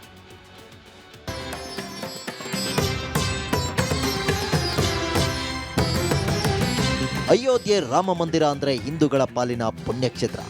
ರಾಮನ ಭಕ್ತರ ಶಕ್ತಿ ಕೇಂದ್ರವೂ ಇದೆ. ಇಲ್ಲಿಗೆ ಪ್ರತಿದಿನವೂ ಲಕ್ಷಾಂತರ ಭಕ್ತರು ಆಗಮಿಸ್ತಾರೆ. ಇತ್ತೀಚಿನ ದಿನಗಳಲ್ಲಿ ಭೇಟಿ ನೀಡ್ತಿರೋ ಭಕ್ತರ ಸಂಖ್ಯೆ ಹೆಚ್ಚುತ್ತಲೇ ಇದೆ. ಮೈ ಕೊರೆಯುವ ಚಳಿಯಲ್ಲೂ ಸಾಲು ಸಾಲಾಗಿ ರಾಮಲಲ್ಲ ದರ್ಶನ ಪಡೆಯುತ್ತಿದ್ದಾರೆ. ಆದ್ರೆ ಇಲ್ಲೊಬ್ಬ ಮುಸ್ಲಿಂ ವ್ಯಕ್ತಿ ಕಿರಿಕ್ ಮಾಡಿದ್ದಾನೆ. ಅಯೋಧ್ಯೆ ರಾಮ ಮಂದಿರ ಬಳಿ ಹೈಡ್ರಾಮಾ. ದೇಗುಲ ಬಳಿ ಮುಸ್ಲಿಂ ವ್ಯಕ್ತಿ ನಮಾಜ್ಗೆ ಯತ್ನ. ರಾಮ ಮಂದಿರ ಭದ್ರತಾ ವ್ಯವಸ್ಥೆಗಳನ್ನ ಉಲ್ಲಂಘಿಸಿ ಮುಸ್ಲಿಂ ವ್ಯಕ್ತಿಯೊಬ್ಬ ದೇಗುಲದ ಆವರಣದಲ್ಲಿ ನಮಾಜ್ಗೆ ಮುಂದಾಗಿದ್ದ. ಕೂಡಲೇ ಭದ್ರತಾ ಸಿಬ್ಬಂದಿ 56 ವರ್ಷದ ಎಬಿ ಆಹಾದ್ ಶೇಖ್ ಎಂಬಾತನನ್ನ ವಶಕ್ಕೆ ಪಡೆದಿದ್ದಾರೆ. ಬಂಧಿತನು ಮೂಲತಃ ಕಾಶ್ಮೀರ ಮೂಲದವನು ಎಂದು ಗುರುತಿಸಲಾಗಿದೆ.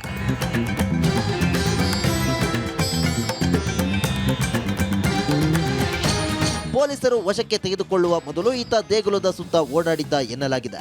ಘಟನೆ ಬೆನ್ನಲ್ಲೇ ಗುಪ್ತಚರ ಸಂಸ್ಥೆಗಳು, ಸ್ಥಳೀಯ ಪೊಲೀಸರು ಮತ್ತು ಹಿರಿಯ ಆಡಳಿತಾಧಿಕಾರಿಗಳು ವಿಚಾರಣೆ ಶುರು ಮಾಡಿದ್ದಾರೆ. ಆಹಾದ್ ಶೇಖ್ನ ಮೂಲ ಜಾಲಾಡ್ತಿದ್ದಾರೆ. ಎಲ್ಲಿಂದ ಬಂದ, ಯಾಕೆ ಹೀಗೆ ಮಾಡಿದ ಅನ್ನೋ ಬಗ್ಗೆ ತನಿಖೆ ನಡೆಸಿದ್ದಾರೆ.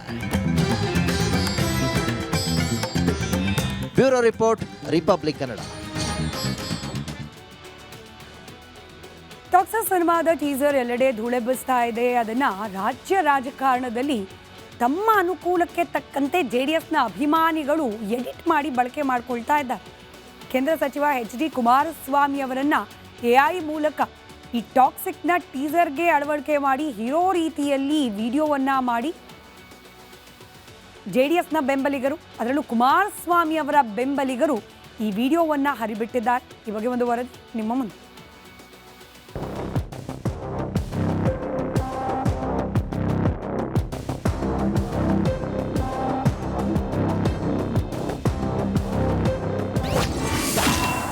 ಟಾಕ್ಸಿಕ್ ಟೀಸರ್ ಎಡಿಟೆಡ್ ವಿಡಿಯೋ ಬಿಡುಗಡೆ. ಡ್ಯಾಡಿ ಈಸ್ ಹೋಮ್ ಎಂದು HDK ಎಂಟ್ರಿ. ಟಾಕ್ಸಿಕ್ ಸಿನಿಮಾದ ಟೀಸರ್ ಬಿಡುಗಡೆಯಾಗಿದೆ. ಹೀರೋ ಯಶ್ ರಾಯನಾಗಿ ಸ್ಮಶಾನದ ಬಳಿಗೆ ಕಾರಿನಲ್ಲಿ ಎಂಟ್ರಿ ಕೊಡ್ತಾರೆ.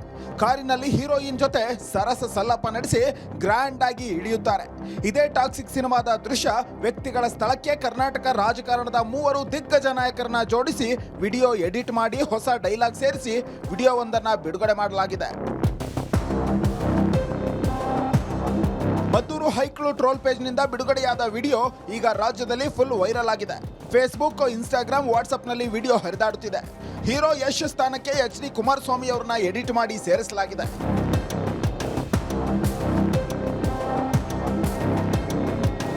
ಸ್ಮಶಾನದಲ್ಲಿ ನಿಂತು ಸಿದ್ದರಾಮಯ್ಯ ಹಾಗೂ DK ಶಿವಕುಮಾರ್ ನಾವು ರಾಜ್ಯವನ್ನ ಲೂಟಿ ಮಾಡಬೇಕು ಎಂದಿರುವ ರೀತಿ ವಿಡಿಯೋ ಎಡಿಟ್ ಮಾಡಲಾಗಿದೆ. ಬಳಿಕ ಸಿದ್ದರಾಮಯ್ಯ, ನಿಮಗೆ ಅವರು ರಾಜ್ಯ ರಾಜಕಾರಣಕ್ಕೆ ಬರುತ್ತಾರೆ ಅಂತ ಅನಿಸುತ್ತಾ ಎಂದು ಕೇಳಿದ್ದಾರೆ. ನನಗೆ ಹಾಗೆ ಅನಿಸಲ್ಲ ಎಂದು DK ಹೇಳಿದ್ದಾರೆ. ಇದೇ ಹೊತ್ತಲ್ಲಿ ಕಾರಿನಿಂದ ಧೂಳೆಬ್ಬಿಸಿಕೊಂಡು ಕುಮಾರಸ್ವಾಮಿ ಇಳಿಯುತ್ತಾರೆ.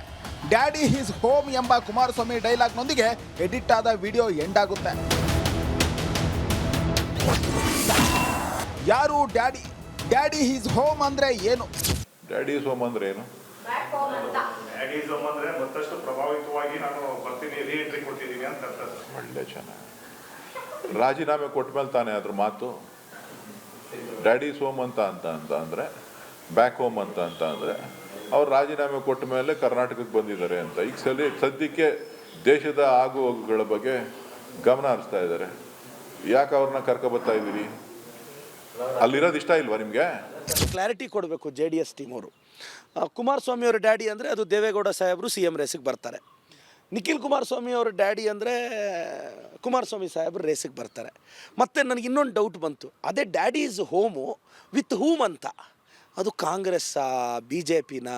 ನನ್ನ ಸ್ನೇಹಿತರೆಲ್ಲ ಹೇಳ್ತಾ ಇದ್ರು, ಗುರು ಯಾವಾಗ ಕಾಂಗ್ರೆಸ್ ಜೊತೆ ಬರ್ತಾರೋ ಗೊತ್ತಿಲ್ಲ ಕುಮಾರಣ್ಣ, ಗಟ್ಟಿಯಾಗಿ one day certainly will come back ಅಂತ. HD ಕುಮಾರಸ್ವಾಮಿ ಸದ್ಯ ಕೇಂದ್ರ ಸಚಿವರಾಗಿದ್ದಾರೆ. ಅವರು ರಾಜ್ಯ ರಾಜಕಾರಣಕ್ಕೆ ಎಂಟ್ರಿ ಕೊಡೋದು ಅನುಮಾನ. ಆದರೂ ಅಭಿಮಾನಿಗಳಂತೂ HDK ಮತ್ತೊಮ್ಮೆ CM ಆಗಲಿ ಅಂತ ಬಯಸ್ತಿರೋದಂತೂ ಸತ್ಯ. News desk, republic Kannada.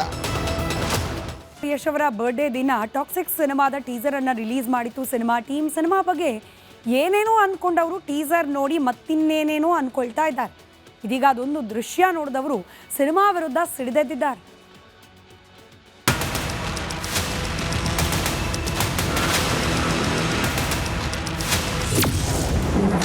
ಎಲ್ಲೆಡೆ ವೈರಲ್ ಆಗುತ್ತಿದೆ ಟಾಕ್ಸಿಕ್ ಟೀಸರ್. ಯಶ್ ಪರ್ಫಾರ್ಮೆನ್ಸ್ಗೆ ಫ್ಯಾನ್ಸ್ ಫಿದಾ. ರಾಕಿಂಗ್ ಸ್ಟಾರ್ ಯಶ್ ಬರ್ತ್ಡೇಗೆ ಟಾಕ್ಸಿಕ್ ಟೀಸರ್ ರಿಲೀಸ್ ಆಗಿದ್ದೇ ಆಗಿತ್ತು. ಗೂಗಲ್, ಫೇಸ್ಬುಕ್, ಎಕ್ಸ್ ಎಲ್ಲ ಕಡೆ ಇದ್ರದ್ದೇ ಸದ್ದು, ಇದ್ರದ್ದೇ ಟಾಕು. ಇನ್ನು ಟ್ರೋಲ್ ಪೇಜಸ್, ಮೀಮ್ಸ್ ಪೇಜ್ಗಳಲ್ಲಂತೂ ಟಾಕ್ಸಿಕ್ ಟೀಸರ್ ತನ್ನದೇ ಆದ ರೀತಿಯಲ್ಲಿ ಸೌಂಡ್ ಮಾಡ್ತಿದೆ. ಟೀಸರ್ನಲ್ಲಿ ಏನ್ ಇಷ್ಟ ಆಯ್ತು ಅಂತ ಕೇಳಿದ್ರೆ ಯಶ್ ಪರ್ಫಾರ್ಮೆನ್ಸ್ ಇಷ್ಟ ಆಯ್ತು ಅಂತ ಪಡ್ಡೆ ಹೈಕ್ಳು ಹೇಳ್ತಾವ್ರೆ. ನಿಮಗೆಲ್ಲ ಗೊತ್ತೇ ಇದೆ ಟಾಕ್ಸಿಕ್ ಟೀಸರ್ನಲ್ಲಿ ಏನಿದೆ ಅಂತ. ಅದರಲ್ಲೂ ಕಾರ್ ಎಪಿಸೋಡ್ ಅಂತೂ ಸಿಕ್ಕಾಪಟ್ಟೆ ಸೌಂಡ್ ಮಾಡ್ತಾ ಇದೆ. ವಿಶೇಷ ರೀತಿಯಲ್ಲಿ ಡೈನಮೈಟ್ ಬ್ಲಾಸ್ಟ್ ಮಾಡಿರೋ ರೀತಿಯನ್ನ ಒಬ್ಬೊಬ್ಬರು ಒಂದೊಂದು ರೀತಿ ವ್ಯಾಖ್ಯಾನ ಮಾಡ್ತಾ ಇದ್ದಾರೆ. ಅಕ್ಷರಶಃ ಧೂಳೆಪ್ಪಿಸುತ್ತಿದೆ ಯಶ್ ಚಿತ್ರದ ಟೀಸರ್. ಟಾಕ್ಸಿಕ್ ಟೀಮ್ ವಿರುದ್ಧ ದೂರು ದಾಖಲು.